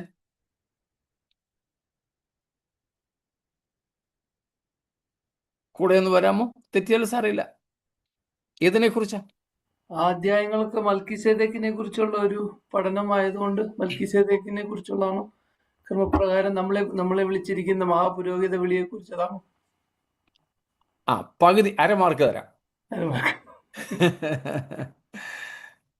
മൽക്കീസേദെക്കിനെ കുറിച്ച് പറഞ്ഞിട്ട് യേശുക്രിസ്തുവിനെ പറ്റിയാണ് അവിടെ പറയുന്നത്. യേശുക്രിസ്തു മൽക്കീസേദേക്കിന്റെ ക്രമപ്രകാരം എന്നേക്കും ഒരു പുരോഹിതൻ. അപ്പോൾ യേശുക്രിസ്തുവിന്റെ മഹാപുരോഹിതത്വത്തെ കുറിച്ചാണ്. So the apostle was elaborating, describing about the high priesthood of Jesus Christ above the Levitical priesthood and the Aaronic high priesthood. ലേവ്യ പൗരോഹിത്യത്തിനും അഹരോന്യ മഹാപൗരോഹിത്യത്തിനും മേലായി യേശുക്രിസ്തുവിൻ്റെ മൽക്കീസേദേക്കിൻ ക്രമപ്രകാരമുള്ള പൗരോഹിത്യത്തെ പറ്റിയാണ് പ്രതിപാദിക്കുന്നത്. അതായത് ഞാൻ ആദ്യം പറഞ്ഞ 3 വാചകങ്ങളിൽ ആദ്യത്തേത് ഓർക്കുമല്ലോ. സ്തോത്രം. എന്തായിരുന്നു? No No Christ Christ more അറിയുന്നു. clearly. No Christ more More clearly. Clearly. സ്തോത്രം. ക്രിസ്തുവിനെ കുറെ കൂടെ വ്യക്തതയോടെ അറിയുക. അപ്പോൾ ഇവിടെ യേശുക്രിസ്തുവിനെ കുറിച്ചുള്ള പരിജ്ഞാനത്തിന്റെ വിഷയങ്ങളാണ് പറയുന്നത്. പക്ഷെ അപ്പോസ്തലൻ പറയുന്നു, ഞങ്ങൾക്ക് ഇനിയും ക്രിസ്തുവിനെ കുറിച്ച് നിങ്ങളോട് തിരുവെഴുത്തുകൾ വെച്ച് പറയാൻ ഒത്തിരിയുണ്ട്. പക്ഷേ നിങ്ങൾ കേൾക്കുവാൻ മാന്ദ്യമുള്ളവരായി തീർന്നു. അതുകൊണ്ട് തെളിയിച്ചു തരാൻ പ്രയാസം. കാര്യം അതിനുശേഷം പറയുകയാണ്, കാലം നോക്കിയാൽ എന്ന് വെച്ചാൽ പ്രായം നോക്കിയാൽ നിങ്ങളിപ്പോൾ ആരായിരിക്കണമായിരുന്നു? ഉപദേഷ്ടാക്കന്മാർ. പക്ഷേ ഇപ്പോഴും നിങ്ങൾ മോണ്ടിസേരി ക്ലാസ്സിലാ, കിൻഡർ ഗാർട്ടനിലാ, നഴ്സറിയിലോ പ്രീ നഴ്സറിയിലോ ആണ് ഇപ്പോഴും. നിങ്ങൾ ആരായിരിക്കണമായിരുന്നു? ഗ്രാജുവേഷനും BEdും ഒക്കെ കഴിഞ്ഞ്, ഇന്ത്യൻ ഭാഷയാണ് അവിടുത്തെ കോഴ്സ് ഏതൊക്കെയാണെന്ന് എനിക്കറിയില്ല, ഇന്ത്യൻ ഇതിൽ പറയുന്നു. ഗ്രാജുവേഷനും പിന്നെ BEdുമെങ്കിലും കഴിഞ്ഞ് നിങ്ങളിപ്പോൾ അധ്യാപകരായിരിക്കേണ്ടവരാ. പക്ഷെ ഇപ്പോഴും നിങ്ങൾ പ്രീ പ്രൈമറി ക്ലാസ്സുകളിലാണ് ആയിരിക്കുന്നത്. പ്രായം വളരെ ഉണ്ട്. ഞാൻ പഠിച്ചത് കേരളത്തിൽ ഗവൺമെന്റ് സ്കൂളിൽ മലയാളം മീഡിയത്തിലാണ്. പഠിക്കാൻ മണ്ടനായിരുന്നെങ്കിലും തോറ്റില്ല. തോക്കാതെ 10ാം ക്ലാസ് വരെ ഇങ്ങനെ കയ്യാലപ്പുറത്ത് നിന്ന് ഉരുണ്ട് വീണങ്ങ് വന്നു. പക്ഷേ പ്രൈമറി സ്കൂളിൽ നിന്ന് 5ാം ക്ലാസ്സിലേക്ക്, 5ാം ക്ലാസ് ഞങ്ങൾക്ക് ഹൈസ്കൂളിലായിരുന്നു, 5 തൊട്ട് 10 വരെ, 1 തൊട്ട് 4 വരെ മറ്റൊരു സ്കൂളിലും. അപ്പോൾ ആ 4 വരെയുള്ള LP സ്കൂളിൽ നിന്ന് ഈ സ്കൂളിലേക്ക് മാറി 5ാം ക്ലാസ്സിൽ വന്നപ്പോൾ ഞങ്ങളൊക്കെ അച്ചാച്ചാന്ന് വിളിക്കാൻ പ്രായമുള്ള ഒരു 4-5 പേര് ഏറ്റവും പുറകിലത്തെ ബെഞ്ചിൽ മുണ്ടുമൊക്കെ ഉടുത്തിരിപ്പുണ്ട്. ഞങ്ങളന്ന് കൊച്ച് നിക്കറിട്ട് നടക്കുന്ന പ്രായ. ശബ്ദമൊക്കെ കീക്ക് എന്നുള്ള ശബ്ദം, മീശയും താടിയൊന്നും വന്നിട്ടൊന്നുമില്ല. അപ്പോഴാണ് ഞങ്ങളുടെ ക്ലാസ്സിൽ 5ാം ക്ലാസ്സിൽ ഞങ്ങൾ ചെന്നപ്പോൾ മുണ്ടൊക്കെ ഉടുക്കുന്ന, മീശയൊക്കെ വന്ന, വലിയ പൗരുഷ ശബ്ദമൊക്കെ ഉള്ള ചില ചേട്ടന്മാര് പുറകിലത്തെ ബെഞ്ചിൽ ഇരിപ്പുണ്ട്. ഞങ്ങൾ അവിടുന്നൊക്കെ ഇങ്ങ് പോരുന്ന മുമ്പോട്ട് പോയിരുന്നിട്ടും അവർ ബെഞ്ച് മാറിയില്ല. പ്രായം നോക്കിയാൽ അവരൊക്കെ കോളേജുകളിൽ പഠിക്കേണ്ടവരാ. പക്ഷെ അപ്പോഴും അപ്പർ പ്രൈമറി സ്കൂളിൽ ഇരിക്കുന്നതേ ഉള്ളൂ, ക്ലാസ്സുകൾ ഇരിക്കുന്നതേ ഉള്ളൂ. ഇതുപോലെയാണ് അപ്പോസ്തലൻ പറയുന്നത്, നിങ്ങളുടെ പ്രായം അഥവാ കാലം നോക്കിയാൽ നിങ്ങൾ ഉപദേഷ്ടാക്കന്മാർ, ടീച്ചേഴ്സ് ആയിരിക്കണമായിരുന്നു. പക്ഷെ ഇപ്പോഴും നിങ്ങൾ കൊച്ചു ക്ലാസ്സുകളിലായിരിക്കുന്നത്. ഈ കൊച്ചു ക്ലാസ് എന്ന് പറഞ്ഞത് ഞാൻ എൻ്റെ ഭാഷയാണെന്ന് കരുതരുത്. 6:1-2 കൂടെ ഒന്ന് വായിച്ചാട്ടെ. Hebrews 6:1-2. അതുകൊണ്ട് നിർജീവ പ്രവൃത്തികളെ കുറിച്ചുള്ള മാനസാന്തരം, ദൈവത്തിങ്കിലെ വിശ്വാസം, സ്നാനങ്ങളെക്കുറിച്ചുള്ള ഉപദേശം, കൈവെപ്പ്, മരിച്ചവരുടെ പുനരുത്ഥാനം, നിത്യശിക്ഷാവധി എന്നിങ്ങനെയുള്ള അടിസ്ഥാനം പിന്നെയും ഇടാതെ നാം ക്രിസ്തുവിനെ കുറിച്ചുള്ള ആദ്യ വചനം വിട്ട് പരിജ്ഞാനപൂർത്തി പ്രാപിക്കുവാൻ ശ്രമിക്കുക. 2-ാമത്തെ വാക്യത്തിൽ 2 പദങ്ങളുണ്ട്. 1-ാം വാക്യം പറഞ്ഞു എന്നിങ്ങനെയുള്ള അടിസ്ഥാനം പിന്നെയും ഇടാതെ. എന്നിങ്ങനെയുള്ള അടിസ്ഥാനം, ഫൗണ്ടേഷൻ, പിന്നെയും ഇടാതെ. പിന്നെ പറയുന്നൊരു പദമുണ്ട്, ക്രിസ്തുവിനെ സംബന്ധിച്ചുള്ള ആദ്യ വചനങ്ങൾ വിട്ട്. ഇംഗ്ലീഷിൽ കൊടുത്തിരിക്കുന്നത് എലിമെന്ററി ടീച്ചിങ്സ് എന്നാണ്. Elementary teachings, A preliminary teachings. ക്രിസ്തുവിനെ സംബന്ധിച്ചുള്ള ആദ്യ വചനങ്ങൾ വിട്ട്. എലിമെന്ററി അല്ലെങ്കിൽ പ്രിലിമിനറി ക്ലാസ് എന്നൊക്കെ പറഞ്ഞാൽ നിങ്ങൾക്കറിയാമല്ലോ, പ്രൈമറി, പ്രീ പ്രൈമറിയാ. അപ്പോൾ ക്രിസ്തുവിനെ സംബന്ധിച്ചുള്ള പ്രീ പ്രൈമറി ക്ലാസ്സുകൾ വിട്ട്, ആദ്യ ഭാഗങ്ങൾ, ആദ്യ വചനങ്ങൾ വിട്ട് പരിജ്ഞാന പൂർത്തിയിലേക്ക് എത്തണം. സ്തോത്രം. ഈ പറഞ്ഞതിൻ്റെ സന്ദേശം എല്ലാവർക്കും കിട്ടിയോ? സ്തോത്രം. വിവാഹ നിശ്ചയം കഴിഞ്ഞു, പക്ഷേ ഇതുവരെ കല്യാണം നടന്നിട്ടില്ല. കാരണം പ്രായത്തിനനുസരിച്ചുള്ള വളർച്ച എത്തിയിട്ടില്ല. അതുപോലെ തന്നെ നാം കഴിച്ച ആഹാരത്തിനനുസരിച്ചുള്ള പുഷ്ടിയുമില്ല. കേരളത്തിൽ ഒരിക്കൽ എൻ്റെ മുമ്പിൽ വെച്ച് നടന്ന ഒരു സംഭാഷണം. ഒരു ഭാര്യയും ഭർത്താവും, അച്ചായനും അമ്മാമ്മയും. അച്ചായൻ നല്ല ആരോഗ്യവാനായ ഒരു മനുഷ്യൻ, അമ്മാമ്മ വളരെ മെലിഞ്ഞ് കൂനി. അപ്പം അതുവഴി പോയ അദ്ദേഹത്തിൻ്റെ ഒരു പരിചയക്കാരൻ ഇങ്ങനെ സംസാരിച്ച് വന്ന വഴിക്ക് തമാശയ്ക്ക് ചോദിച്ചു, എന്താ വാച്ചായ, ഈ അമ്മാമ്മയ്ക്കൊന്നും കൊടുക്കത്തില്ലേ? ഈ അമ്മാമ്മ കഴിക്കേണ്ടതും കൂടെ അച്ചായനം കഴിക്കാൻ തോന്നല്ലോ. അമ്മാമ്മ ദിവസത്തിന് ദിവസം മെലിഞ്ഞു വരുന്നു, അച്ചായൻ എന്താണ്ട് നല്ല ആരോഗ്യവാനായിട്ടിരിക്കുന്നു. അപ്പം ഈ അച്ചായന് തമാശ ഒക്കെ പറയുന്ന ഒരാളായിരുന്നു. അദ്ദേഹം പറഞ്ഞു, ആഹാ അതാണോ? ഇവള് കഴിക്കാത്തതൊന്നുമല്ല, ഞാൻ കൊടുക്കാത്തതുമല്ല. എന്നിട്ട് പറഞ്ഞു, ഇവള് കഴിക്കുമായിരുന്നതെല്ലാം കൂടെ അറബിക്കടലിൽ കൊണ്ടിട്ടായിരുന്നെങ്കിൽ കടൽ എന്നേ നികന്നേനെയുമായിരുന്നു. ഇവളിങ്ങനെ വണ്ണമില്ലാതെ ഒടിഞ്ഞ് കൂനിയിരിക്കുന്നത് ആഹാരം കഴിക്കാത്തത് കൊണ്ടല്ല, കഴിച്ചിട്ടും ശരീരത്തിനങ്ങോട്ട് പുഷ്ടി വയ്ക്കുന്നില്ല. അതാണ് വിഷയം. ഇതുപോലെ നാമും ഒന്ന് ചിന്തിച്ച് നോക്കിക്കേ, ഒരാഴ്ച എത്ര യോഗങ്ങളിൽ നമ്മൾ സംബന്ധിക്കാറുണ്ട്? ഒരാഴ്ച, സൺഡേ ടു സൺഡേ, അല്ലെ മൺഡേ ടു സൺഡേ. എത്ര യോഗങ്ങളിൽ, എത്ര പ്രസംഗം നമ്മൾ കേൾക്കാറുണ്ട്? അതുകൂടാതെ ഇന്നാണെങ്കിൽ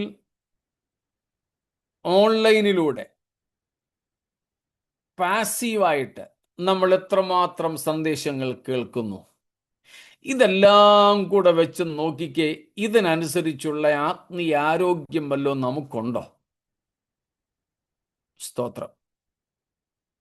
ആത്മീയ വളർച്ചയുടെ ആവശ്യകതയാണ് പറയുന്നത്. ക്രിസ്തുവിൽ വളരേണ്ടതിൻ്റെ ആവശ്യകതയും അർത്ഥവുമാണ് നമ്മളിപ്പോൾ നോക്കുന്നത്.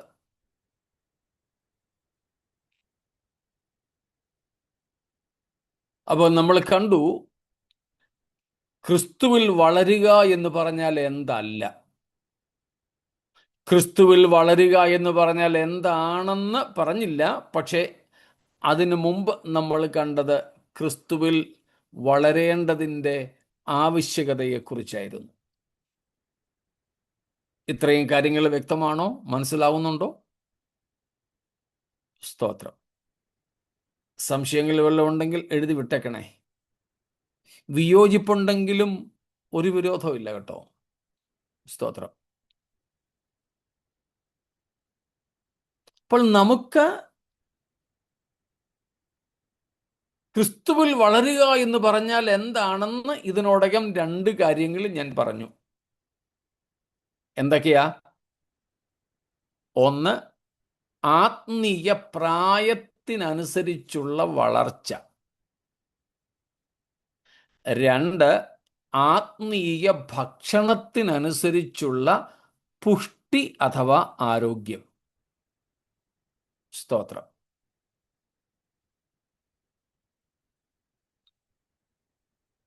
മനസ്സിലാവുന്നുണ്ടല്ലോ? What is the meaning of growing in Christ? 1, a growth, a spiritual growth in ratio with our spiritual age. Then second one is our spiritual health in reciprocal to the food, the spiritual intake, food we intake. സ്തോത്രം. ഈ കാലഘട്ടത്തിൽ, പ്രത്യേകിച്ച് post Covid കാലഘട്ടം, കോവിഡിന് ശേഷമുള്ള കാലഘട്ടത്തിൽ ദൈവവചനം പഠിക്കാൻ ഒരു ക്ഷാമവുമില്ല. ഇഷ്ടം പോലെയാണ്, ഇഷ്ടം പോലെ. ആർക്കും എവിടെയുമുള്ള ദൈവവചന ശുശ്രൂഷകളിൽ പങ്കാളികളാകാൻ അവസരങ്ങൾ ഈ കൊറോണ കാലത്തിന് ശേഷം നമുക്കുണ്ട്. സ്തോത്രം. ഇഷ്ടം പോലെ നാം ആത്മീയാഹാരം കഴിക്കുന്നുണ്ട്. പക്ഷെ അതിനനുസരിച്ചുള്ള പുഷ്ടിയും ആരോഗ്യവും ഉണ്ടോ എന്നുള്ളതാണ് വിഷയം. മൂന്നാമത്തെ അർത്ഥം, the third meaning of growing in Christ is growing in the personal knowledge of God or of Christ. Growing in personal knowledge of Christ or of God. ക്രിസ്തുവിനെ കുറിച്ച് അല്ലെങ്കിൽ ദൈവത്തെക്കുറിച്ചുള്ള പരിജ്ഞാനത്തിലെ പുരോഗമനമാണിത്. Progress in the knowledge of God. ദൈവീക പരിജ്ഞാനത്തിൽ, ക്രിസ്തു പരിജ്ഞാനത്തിൽ വളരുക. സ്തോത്രം.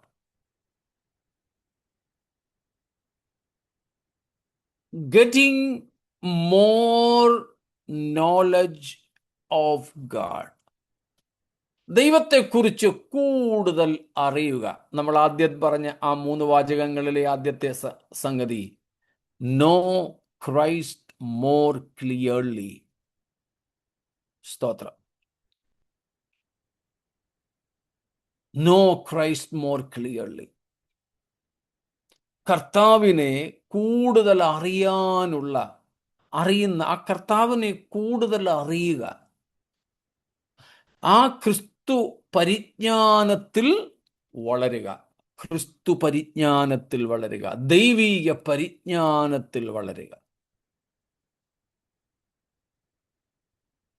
കൂടുതൽ കൂടുതൽ ദൈവത്തെ അറിയുക. സ്തോത്രം. അറിയുക. കർത്താവിനെ അറിഞ്ഞത് പോരാ. എനിക്ക് ഇനിയും അവനെ അറിയണം എന്നുള്ള കൊതിയും ആഗ്രഹവും നമ്മുടെ അകത്തുണ്ടോ? ആ വാഞ്ച നമ്മുടെ ഉള്ളിലുണ്ടോ? സ്തോത്രം.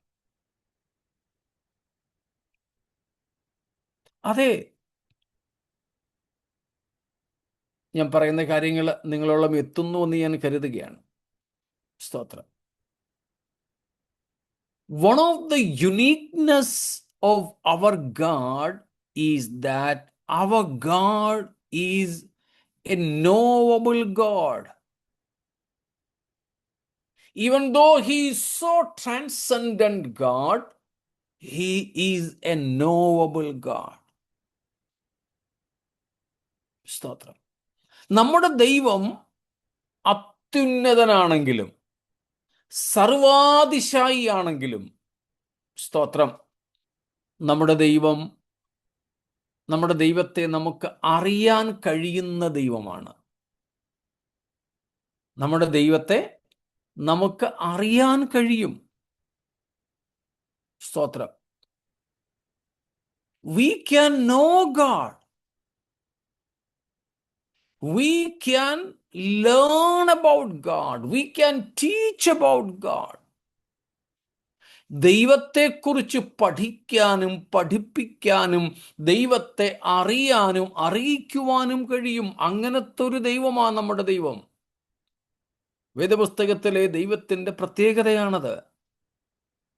ഉലകത്തിലെ പല മതങ്ങളിലും ഉള്ള ദൈവങ്ങളെ അറിയാൻ വയ്യ.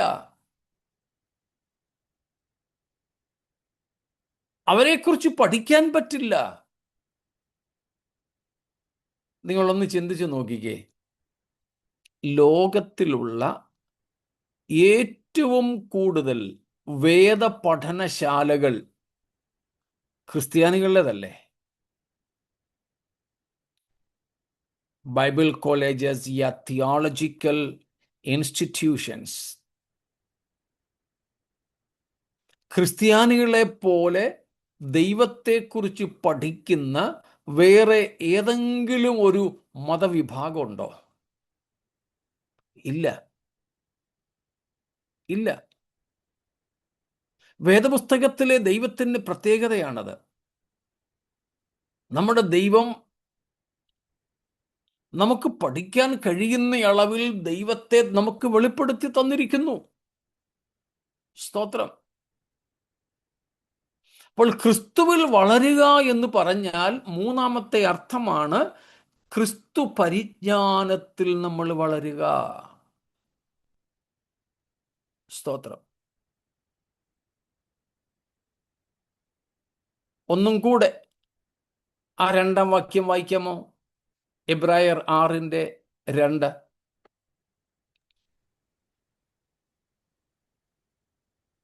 അടിസ്ഥാനം പിന്നെയും ഇടാതെ നാം ക്രിസ്തുവിനെ കുറിച്ചുള്ള ആദ്യ വചനം വിട്ട് പരിജ്ഞാന പൂർത്തി പ്രാപിക്കുവാൻ ശ്രമിക്കുക. കണ്ടോ? ക്രിസ്തുവിനെ കുറിച്ചുള്ള പരിജ്ഞാന പൂർത്തി പ്രാപിക്കുവാൻ ശ്രമിക്കുക. ക്രിസ്തുവിനെ സംബന്ധിച്ചിട്ടുള്ള പരിജ്ഞാന പൂർത്തി പ്രാപിപ്പാൻ ശ്രമിക്കുക. ആ പരിജ്ഞാനത്തിൽ നമ്മൾ വളരണം. ക്രിസ്തുവിൻ്റെ പരിജ്ഞാനത്തിൽ നാം വളരണം. സ്തോത്രം.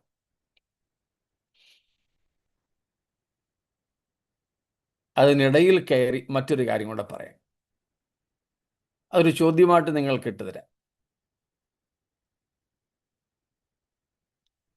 നമ്മൾ മുമ്പേ വായിച്ചു എബ്രായർ 5-ാമത്തെ അധ്യായത്തിൽ, പാലത്രേ നിങ്ങൾക്ക് ഇപ്പോഴും വേണ്ടത്, പാല് കുടിക്കുന്നവനെല്ലാം ശിശു അത്രേ. അപ്പോൾ ഈ ആത്മീയ വളർച്ചയില്ലാതെ ആത്മീയ ശൈശവാവസ്ഥയിൽ ഇരിക്കുന്നവരെ ശിശുക്കൾ എന്നിവിടെ വിളിക്കുന്നു. ഓക്കെ, അതത്രയും ഉള്ളൂ. എന്നാൽ അത്ര കേൾക്കാൻ സുഖമില്ലാത്ത വേറെ ഒരു ഇരട്ടപ്പേര് വിളിക്കുന്നുണ്ട്. ഈ ആത്മീയ പ്രായത്തിനൊത്ത് വളരാത്തവരെ പൗലോസ് അപ്പോസ്തലൻ വേറെ അത്ര നല്ലതല്ലാത്ത ഇരട്ടപ്പേരിട്ട് വിളിക്കുന്നുണ്ട്. എന്താണെന്നറിയാമോ?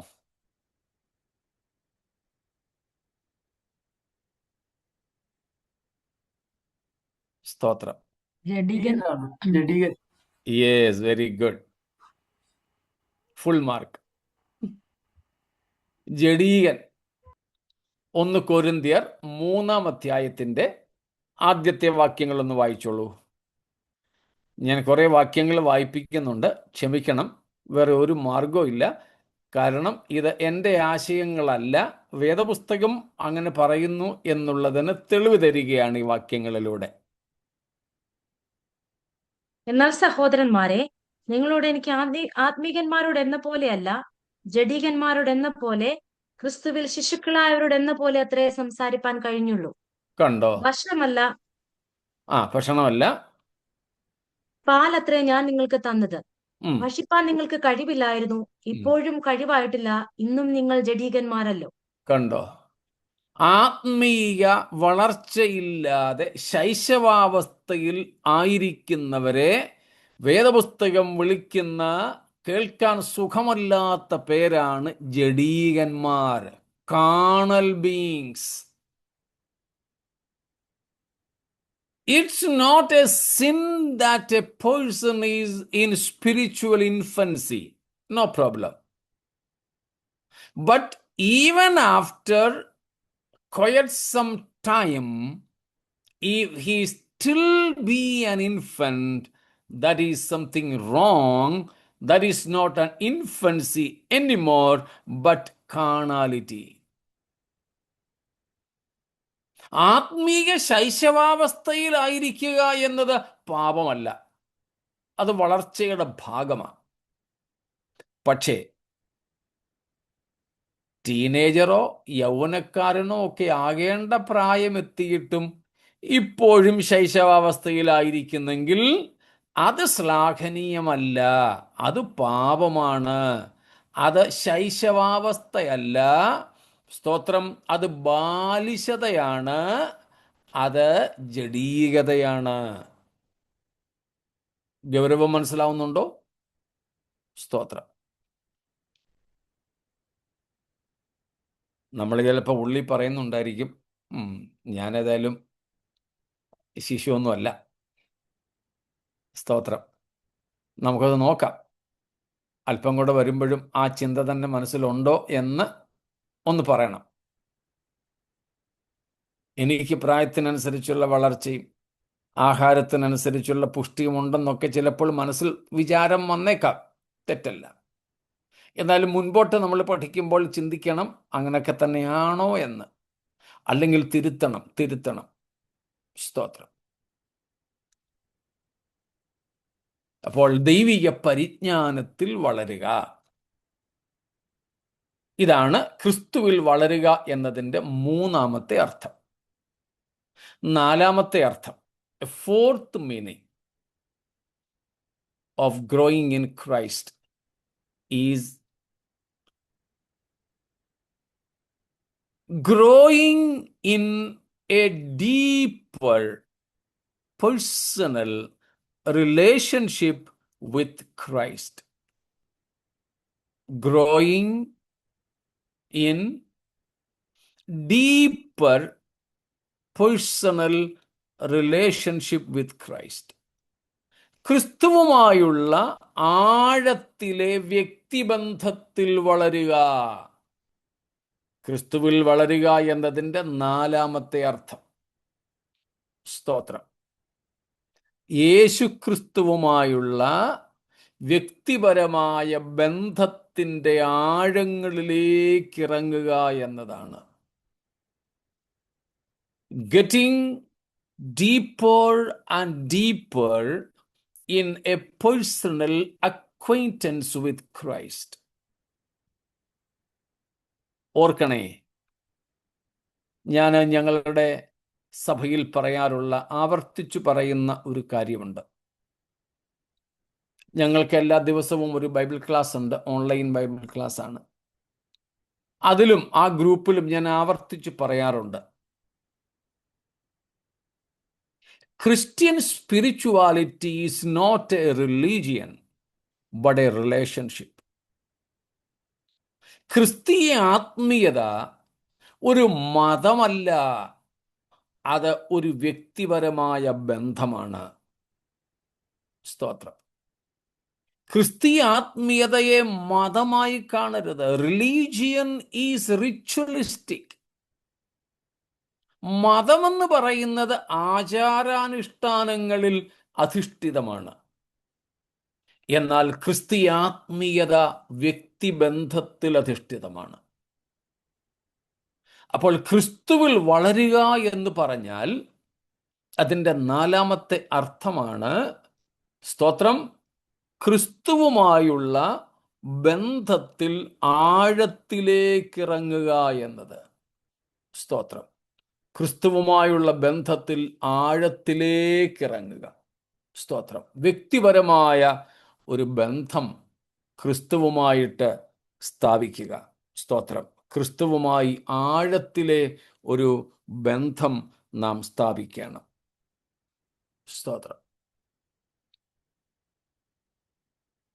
നിരന്തരം. പക്ഷേ വിഷയം, നമ്മുടെ സഭകളിലൊക്കെ ഈ വ്യക്തിപരമായ ക്രിസ്തുവുമായുള്ള ബന്ധത്തിന് ഊന്നൽ കൊടുക്കാറുണ്ടോ എനിക്കറിയില്ല. ഞാൻ അങ്ങനെ അധികം സന്ദേശങ്ങളൊന്നും കേട്ടിട്ടില്ല ക്രിസ്തുവുമായുള്ള ബന്ധത്തിന് ഊന്നൽ കൊടുത്തുകൊണ്ടുള്ളത്. ആത്മീയതയെ ബന്ധമായി കാണുന്ന തരത്തിൽ ഞാൻ അധികം സന്ദേശങ്ങൾ കേട്ടിട്ടില്ല. അതും എൻ്റെ വിശ്വാസ ജീവിതത്തിൻ്റെ ആരംഭകാലങ്ങളിലൊന്നും ഞാൻ കേട്ടിട്ടില്ല. സ്തോത്രം, ക്രിസ്തീയ ജീവിതം ഒരു ബന്ധത്തിൻ്റെ ജീവിതമാണ്. ഈ ബന്ധത്തെ പരിശുദ്ധാത്മാവ് എന്നെ പഠിപ്പിച്ചത് 5 തലങ്ങളിലായിട്ടാണ്. A 5-fold relationship. ഒന്ന്, ഇസ് ക്വയറ്റ് പേഴ്സണൽ, തികച്ചും വ്യക്തിപരമായ ബന്ധമാണ്. തികച്ചും വ്യക്തിപരമായ ബന്ധം, ആരുടെയും കെയർ ഓഫിലുള്ളതല്ല. ഭാര്യയുടെ, ഭർത്താവിൻ്റെ, മക്കളുടെ, പാസ്റ്ററിൻ്റെ, അപ്പൻ്റെ, അമ്മയുടെ. ഇത് തികച്ചും വ്യക്തിപരമാണ്. ഞാനും എൻ്റെ ഭാര്യയും തമ്മിൽ എത്ര സ്നേഹത്തിലിരുന്നാലും എൻ്റെ ഭാര്യ ഭക്ഷണം കഴിച്ചതുകൊണ്ട് എൻ്റെ വയറ് നിറയില്ല. ഞാൻ ഉറങ്ങിയത് കൊണ്ട് എൻ്റെ ഭാര്യയ്ക്ക് തൃപ്തിയാവില്ല. എനിക്ക് ഞാൻ തന്നെ കഴിച്ചേ പറ്റൂ. ഞാൻ തന്നെ ഉറങ്ങിയെങ്കിലേ പറ്റൂ.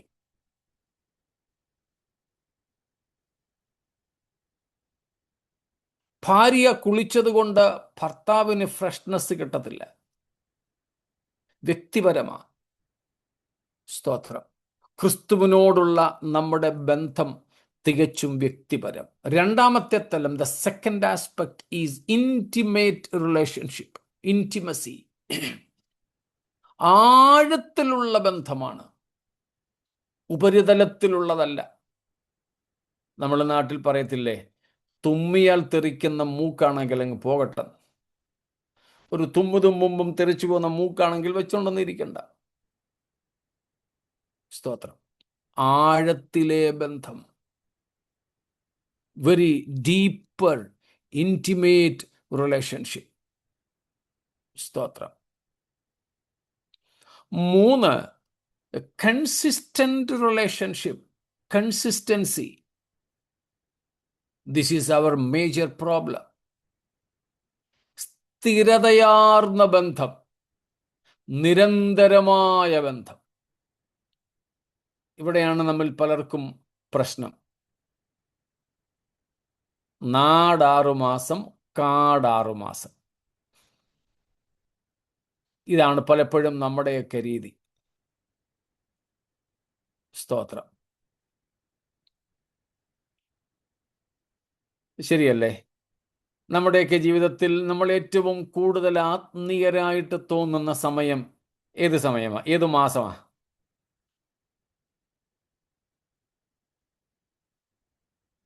ഇവിടുത്തേക്ക് എനിക്കറിയാം, അവിടുത്തെ എനിക്കറിയില്ല.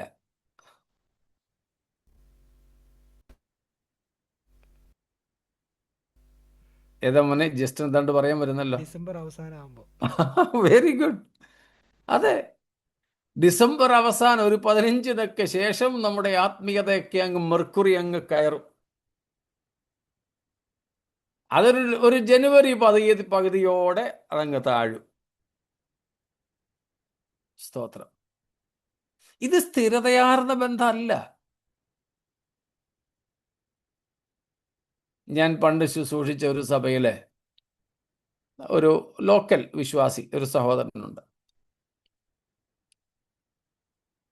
ഞാൻ അദ്ദേഹത്തോട് പറയുമായിരുന്നു, മഴക്കാലത്തെങ്ങാനും ആ കർത്താവ് വരുന്നതെങ്കിൽ നീ സ്വർഗത്തിൽ പോകത്തില്ല. കാരണം അങ്ങനെയുള്ളവരെ കൊണ്ടുപോകാനല്ല കർത്താവ് വരുന്നത്. എന്നാൽ ഒരു സാധാരണ നിലയിൽ പറയുക. കാരണം ഇദ്ദേഹത്തിന് നമ്മുടെ നാട്ടിൽ പണ്ട് ഈ കിണി മണി അടിച്ചുകൊണ്ട് നടന്ന് ഐസ് വിൽക്കുന്ന ഓർമ്മ കാണുമല്ലോ. നമ്മുടെയൊക്കെ ചെറുപ്പത്തിൽ മേടിച്ച് കഴിച്ചിട്ടുണ്ടായിരിക്കും. ആ ജോലിയാണ് ഇദ്ദേഹത്തിന്. അപ്പം മഴക്കാലത്ത് ഐസ് വിൽപ്പനയില്ല. അതുകൊണ്ട് മഴക്കാലത്ത് ഇദ്ദേഹം വീട്ടിലുണ്ട്. വീട്ടിലുള്ളപ്പം ഭയങ്കര ഉപവാസവും പ്രാർത്ഥനയും ചർച്ചിൽ വരികയും ദർശനം കാണുകയൊക്കെയാണ്. മഴക്കാലം അങ്ങോട്ട് കഴിയുമ്പോഴത്തേക്കിനും ഈ ഐസ് വിൽക്കാനാകും. ഇതും സൈക്കിളെ വെച്ചുകൊണ്ടങ്ങ് പോകും. ഒത്തിരി പല ഗ്രാമങ്ങളിലൊക്കെ പോയി വല്ലപ്പോഴും വീട്ടിൽ പോലും വരുള്ളൂ. ആ സമയത്ത് ബീഡി വലി, കള്ളുകൂടിയൊക്കെ ഉണ്ട് ഇദ്ദേഹത്തിന്.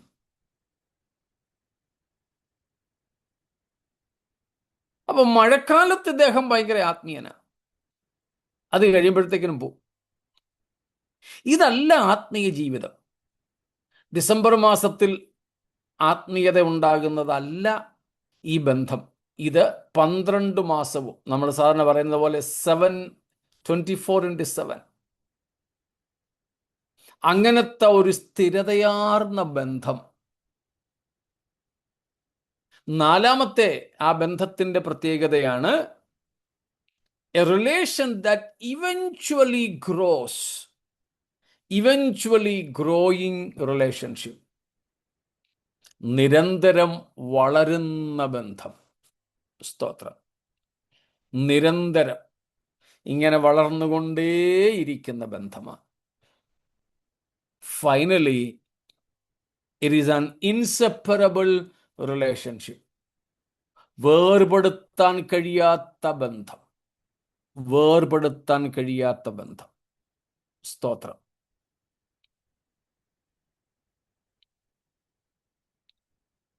നാട്ടിലെ ടി വിയിലൊക്കെ ഫെവിക്കോളിന്റെ പരസ്യം നിങ്ങളൊക്കെ കണ്ടിട്ടുണ്ടായിരിക്കും. 2 ആനകളെ തമ്മിൽ ബാക്ക് ടു ബാക്ക് നിർത്തിയിട്ട് ഫെവിക്കോൾ കൊണ്ട് ഒട്ടിക്കുന്നു. ആനകൾ 2 സൈഡിലേക്ക് പിടിക്കുക, എന്നിട്ടും ഇതിന്റെ ബന്ധം വേർപെടുന്നില്ല. അത് ഫെവിക്കോളിന്റെ പരസ്യം എന്നേ ഉള്ളൂ. അതിൻ്റെ യഥാർത്ഥ അവസ്ഥയിലേക്ക് നാം എത്തുന്ന ബന്ധമാണ് ക്രിസ്തുവിലുള്ള ബന്ധം. അപ്പോഴാണ് പൗലോസ് റോമർ 8-ാം അധ്യായത്തിൻ്റെ അവസാന വാക്യങ്ങളിൽ ചോദിച്ചതുപോലെ നമുക്കും ചോദിക്കാൻ സാധിക്കുക, ക്രിസ്തുവിൻ്റെ സ്നേഹത്തിൽ നിന്നും ഞങ്ങളെ വേർപെടുത്തുന്നതാര്? അവിടെ വലിയൊരു പട്ടികയുണ്ട്, നമുക്കറിയാം. വെല്ലുവിളിച്ച് പൗലോസ് ചോദിക്കുന്നു. എന്നിട്ട് ഒടുവിൽ പ്രസ്താവിക്കുകയാണ്, യാതൊരു സൃഷ്ടിക്കും ക്രിസ്തുവേശുവിലുള്ള ദൈവ സ്നേഹത്തിൽ നിന്നും നമ്മെ വേർപെടുത്തുവാൻ കഴിയുകയില്ല എന്ന് ഞാൻ ഉറച്ചിരിക്കുന്നു. മരണത്തിനു പോലും വേർപെടുത്തുവാൻ കഴിയാത്ത തരത്തിലെ സ്നേഹബന്ധത്തിൻ്റെ ആഴങ്ങളിലേക്ക് ഇറങ്ങുന്നതാണ് ക്രിസ്തുവിൽ വളരുക എന്ന് പറയുന്നത്. സ്തോത്രം. അങ്ങനത്തെ ഒരു ബന്ധം, അങ്ങനത്തെ ഒരു വളർച്ച നമുക്കുണ്ടായിട്ടുണ്ടോ? സ്തോത്രം. അങ്ങനത്തെ ഒരു ബന്ധത്തിലേക്ക്, വളർച്ചയിലേക്ക് നമുക്ക് എത്തിച്ചേരേണ്ടതുണ്ട്. സ്തോത്രം. അപ്പോൾ ആഴത്തിലെ ബന്ധം, ആഴത്തിലെ ബന്ധം. സ്തോത്രം. അപ്പോൾ ആഴത്തിൽ വേരൂന്നേണം. കൊലോസ്യ ലേഖനത്തിൽ പൗലോസ് പറയുന്നത് പോലെ ആഴത്തിൽ വേരൂന്നി മീതെ ഫലം കായ്ക്കുന്നവരായി നാം തീരേണ്ടതുണ്ട്. സ്തോത്രം. ആഴത്തിൽ വേരൂന്നി മീതെ ഫലം കായ്ക്കുന്നവരാകണം.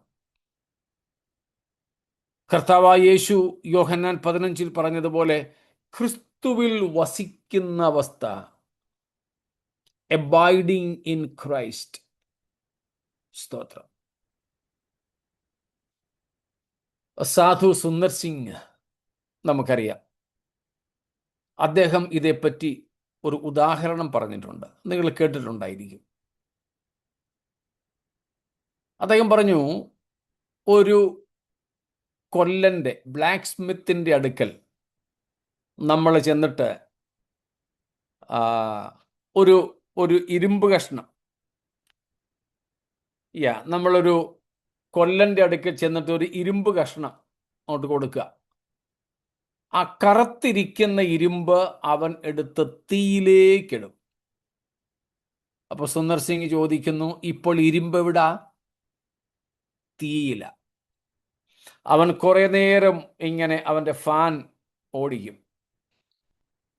കുറെ നേരം ഫാൻ ഇങ്ങനെ ഓടിച്ചങ്ങോട്ട് കഴിയുമ്പോഴേക്കും തീയ്ക്കകത്തിട്ട കറുത്ത ഇരുമ്പ് കഷണം അങ്ങ് ചുമക്കും. അപ്പോൾ സുന്ദർ സിംഗ് ചോദിക്കുന്നു, ഇപ്പോൾ തീ ഇരുമ്പിലാണോ അതോ ഇരുമ്പ് തീയിലാണോ? ഈ കറുത്ത ഇരുമ്പ് ആ തീയുടെ കനലിനകത്ത് കിടന്ന് ചുട്ട് പഴുത്ത തീക്കനലിൻ്റെ നിറമായി. അപ്പോൾ സുന്ദർ സിംഗ് പറയുകയാണ്, നോക്കൂ, ഇപ്പോൾ തീ ഇരുമ്പിലും ഇരുമ്പ് തീയിലുമാണ്. ഈ ബന്ധത്തിൻ്റെ പേരാണ് ക്രിസ്തീയത. നമ്മൾ ക്രിസ്തുവിലും ക്രിസ്തു നമ്മിലുമായി തീരുന്നു. സ്തോത്രം. നാം ക്രിസ്തുവിലും ക്രിസ്തു നമ്മിലും. We in Christ and Christ in us. That is an inseparable relationship. It's so deeper. ആഴത്തിലുള്ള ബന്ധമാണ്.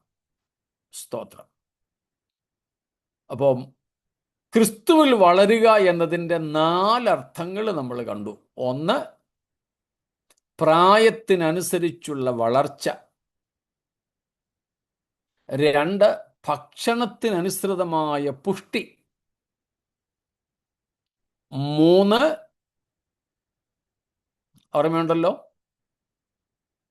ക്രിസ്തുവിൻ്റെ പരിജ്ഞാനത്തിലെ പുരോഗമനം, വളർച്ച. 4 നമ്മൾ കണ്ടു, ക്രിസ്തുവിനോടുള്ള ബന്ധത്തിൽ ആഴങ്ങളിലേക്ക് ഇറങ്ങുക. ആ ബന്ധത്തിൻ്റെ 5 പ്രത്യേകതകളും നമ്മൾ കണ്ടു. ഒരെണ്ണം കൂടെ പറഞ്ഞ് ഞാൻ അവസാനിപ്പിക്കാം, നമ്മുടെ സമയം തീരാറായല്ലോ. സ്തോത്രം. 5ാമത്തെ അർത്ഥമാണ് growing in Christ means a transformation of our character into that of Christ Jesus. Otherwise, a growing in Christ-like nature. യേശുക്രിസ്തുവിൻ്റെ സ്വഭാവത്തോടുള്ള ആനുരൂപ്യത്തിലെ വളർച്ച, ക്രിസ്താനുരൂപ്യത്തിലെ വളർച്ച. യേശുക്രിസ്തുവിൽ വളരുക എന്ന് പറഞ്ഞാൽ അതിൻ്റെ 5ാമത്തെ അർത്ഥമാണിത്. എന്തേ? യേശുക്രിസ്തുവിൻ്റെ സ്വഭാവത്തിൽ നമ്മൾ വളരുക. സ്തോത്രം. യേശുക്രിസ്തുവിൻ്റെ സ്വഭാവത്തിന് സമാനമായി ഉള്ള വളർച്ച. സ്തോത്രം. നാം ക്രിസ്തുവിൽ വളരുക എന്ന് പറഞ്ഞാൽ നാം ക്രിസ്തുവിനെ പോലെ ആവുക എന്ന, യേശുക്രിസ്തുവിൻ്റെ സ്വഭാവത്തോട് നമ്മൾ അനുരൂപപ്പെടുക. സ്തോത്രം. നമുക്ക് വളരെ പരിചയമുള്ള വാക്യമുണ്ട്. യേശുക്രിസ്തുവിലുള്ള ഭാവം തന്നെ, വാക്യം അറിയാമല്ലോ,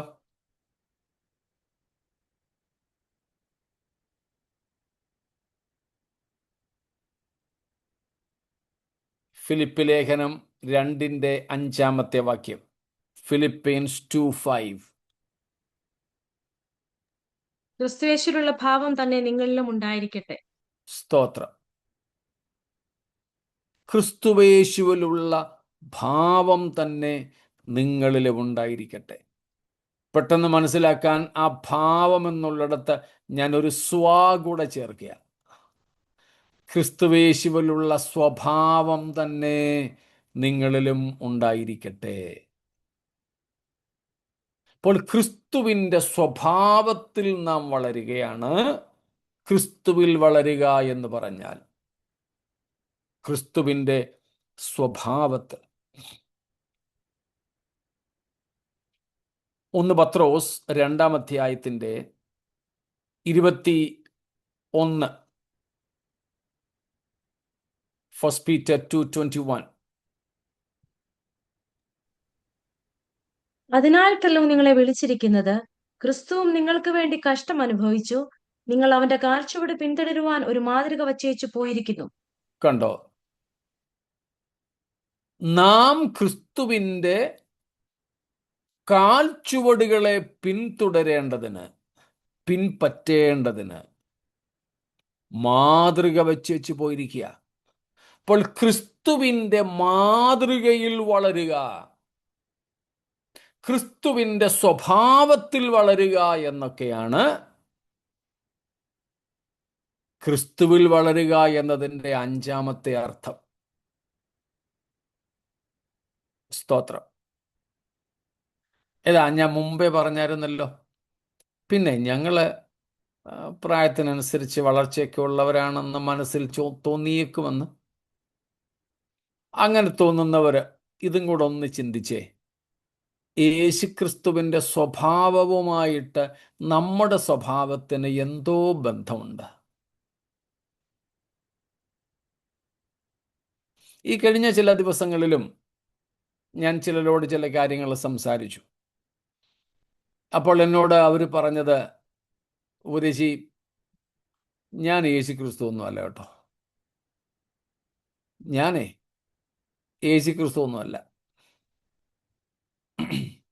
സ്തോത്രം. ഞാൻ ആ സമയത്ത് പൗലോസ് തുടങ്ങി അപ്പോസ്തലന്മാരുടെ കാര്യം പറഞ്ഞപ്പോൾ പറഞ്ഞു, ഞാൻ പൗലോസും അല്ല. യേശുക്രിസ്തു ജീവിച്ചതുപോലെ ജീവിക്കാനോ പൗലോസിനെ പോലെ ജീവിക്കാനോ ഞാൻ യേശുക്രിസ്തുവല്ല, പൗലോസുമല്ല. അയ്യോ, എന്ന് പറഞ്ഞ് രക്ഷപ്പെടാൻ പറ്റില്ല. നാം ക്രിസ്തുവിൽ വളരുന്നവരാണോ? നാം ഒരൊറ്റ ദിവസം കൊണ്ടൊന്നും യേശുവിനെ പോലെ ആകത്തില്ല. പക്ഷേ നമ്മൾ യേശുവിനെ പോലെ മാറിക്കൊണ്ടേയിരിക്കും, മാറിക്കൊണ്ടേയിരിക്കും. സ്തോത്രം. നമ്മൾ അറിയാതെ നമ്മൾ മാറും. നമ്മിലെ മാറ്റം നമ്മൾ പോലും അറിയില്ല. സ്തോത്രം. അത്രയ്ക്കും സ്വാധീനം യേശുവിൻ്റെ ആളത്വവും വ്യക്തിത്വവും നമ്മിൽ ചെലുത്തും. സ്തോത്രം. Growing in the Christ likeness in nature, as Jesus lived on earth. ഭൂമിയിൽ ജീവിച്ച യേശുവിനെ പോലെ, ഭൂമിയിൽ ജീവിച്ച യേശുവിനെ പോലെ യേശുവിൻ്റെ മാതൃകകളെ പിൻപറ്റുന്നവരായി നാം തീരണം. അതിൽ നമുക്കൊരു പുരോഗമനം വേണം. ഈ ഒരു ചോദ്യം ചോദിച്ച് ഞാൻ നിർത്താം.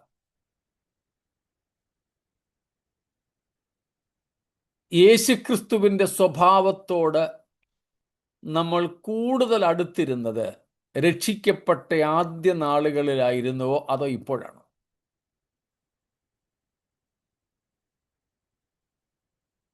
സ്തോത്രം. ഒന്ന് ചിന്തിക്കുമോ? മറുപടി പറയാമെങ്കിൽ പറഞ്ഞു, ഇല്ലെങ്കിൽ നിർബന്ധിക്കുന്നില്ല. നമുക്ക് ക്രിസ്തുവിൻ്റെ സ്വഭാവത്തോടുള്ള ഏകീഭാവം കൂടുതൽ രക്ഷിക്കപ്പെട്ട അന്നായിരുന്നുവോ അതോ ഇന്നാണോ? സ്തോത്രം. ഒരു വെല്ലുവിളിയായിട്ട് ഏറ്റെടുക്കുമോ? സ്തോത്രം. ഓരോ ദിവസം കഴിയും തോറും വെല്ലുവിളികൾ കൂടുകയാണെന്ന് എനിക്കറിയാം. പക്ഷേ നാം ക്രിസ്തുവിൽ വളർന്നാൽ യേശു ക്രിസ്തുവിൻ്റെ സ്വഭാവത്തോട് നമ്മൾ ഏകീഭവിച്ചു കൊണ്ടിരിക്കും. പ്രിയരെ, നമ്മുടെ കർത്താവ് ക്രൂശിൽ മരിച്ച് താൻ ചൊരിഞ്ഞ രക്തം കൊണ്ട് നമ്മെ തനിക്ക് വേണ്ടി ഒരു നിക്ഷേപമായിട്ട് തിരഞ്ഞെടുത്തു. തൻ്റെ പരിശുദ്ധാത്മാവിനെ നമ്മുടെ മേൽ മുദ്രയാക്കി നമ്മെ വീണ്ടെടുപ്പിൻ നാളിനായി സൂക്ഷിച്ചു വച്ചിരിക്കുകയാണ്. അതുകൊണ്ട് നമുക്ക് ഓരോ ദിവസവും കർത്താവായ യേശുവിൽ വളർന്ന് യേശുക്രിസ്തുവിൻ്റെ അതേ പ്രതിമയായി നമുക്ക് രൂപാന്തരപ്പെടാം. സ്തോത്രം. 2 കൊരിന്ത്യർ 3:18 പൗലോസ് പറയുന്നത് പോലെ, സ്തോത്രം, നാം വിശുദ്ധിയിൽ നിന്നും വിശുദ്ധിയിലേക്ക് വളർന്ന് ക്രിസ്തുവേശുവിൻ്റെ അതേ പ്രതിമയായി രൂപാന്തരപ്പെട്ടുകൊണ്ട് കർത്താവിനോട് കൂടെയുള്ള നിത്യവാസത്തിനായിട്ട് ഒരുങ്ങാം. ഞങ്ങളെ കേൾക്കുന്നവരിൽ ആരെങ്കിലും ഇതുവരെ യേശുക്രിസ്തുവുമായുള്ള ഒരു വ്യക്തിപരമായ ബന്ധത്തിലേക്ക് വന്നിട്ടില്ലാത്തവരുണ്ടെങ്കിൽ, ക്രൂശിൽ നമ്മുടെ പാപങ്ങൾക്ക് പരിഹാരമായി മരിച്ച് അടക്കപ്പെട്ട് ഉയർത്തെഴുന്നേറ്റ ഇന്നും മഹത്വത്തിൽ ജീവിക്കുന്ന യേശുവിനെ രക്ഷിതാവും കർത്താവുമായി സ്വീകരിക്കുക. വിശ്വാസ സ്നാനം സ്വീകരിക്കുക. സ്തോത്രം. യേശുക്രിസ്തുവിൻ്റെ മാതൃകയെ പിൻപറ്റി ക്രിസ്തുവിനോട് ചേർന്നിരിക്കുക. എങ്കിൽ നമ്മുടെ കർത്താവ് തൻ്റെ വിശുദ്ധന്മാരെ ചേർക്കുവാൻ വരുമ്പോൾ നമുക്കും അവനോടുകൂടെ വാനമേഘങ്ങളിൽ പറന്നുയരാം. ആ കർത്താവുമൊത്ത് പിതാവിൻ്റെ ഭവനത്തിൽ ദീർഘകാലം വസിക്കാം. അതിന് ഈ വചനങ്ങൾ മുഖാന്തരങ്ങളാകട്ടെ. കർത്താവിൻ്റെ വരവ് താമസിച്ചാൽ ബാക്കി അടുത്ത ദിവസം നമുക്ക് ചിന്തിക്കാം. അതുവരേക്കും മാറാനാഥ. Thank you sir.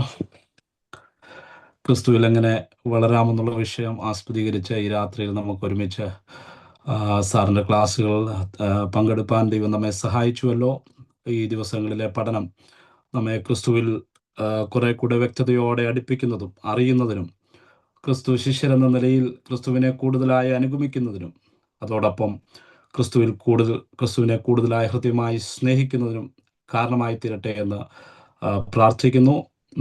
പങ്കെടുത്ത എല്ലാവരോടും ഒരിക്കൽ കൂടെയുള്ള നന്ദി അറിയിക്കുന്നു. നാളെയും 6 മണി മുതൽ ക്ലാസ്സുകൾ കണ്ടിന്യൂ ചെയ്യുന്നതായിരിക്കും. കർത്താവിൻ്റെ ദാസനോട് ഒരിക്കലൂടെ നന്ദി പറയുന്നു. ഇപ്പോൾ ജോണി പാസ്റ്ററിനെ പ്രാർത്ഥിച്ച് ആശീർവാദം പറയും. നമുക്ക് സമാധാനത്തോടെ മടങ്ങാം. പിതാവേ, ഒരിക്കൽ കൂടെ അടിയങ്ങ് തിരുസന്നിലേക്ക് കടന്നു വരുന്നു. കർത്താവേ, ഞങ്ങൾക്ക് ഒരുമിച്ച് കർത്താവ് അങ്ങയുടെ വചനം പഠിപ്പാനായിട്ട് കൃപ നൽകിയതിനായി സ്തോത്രം.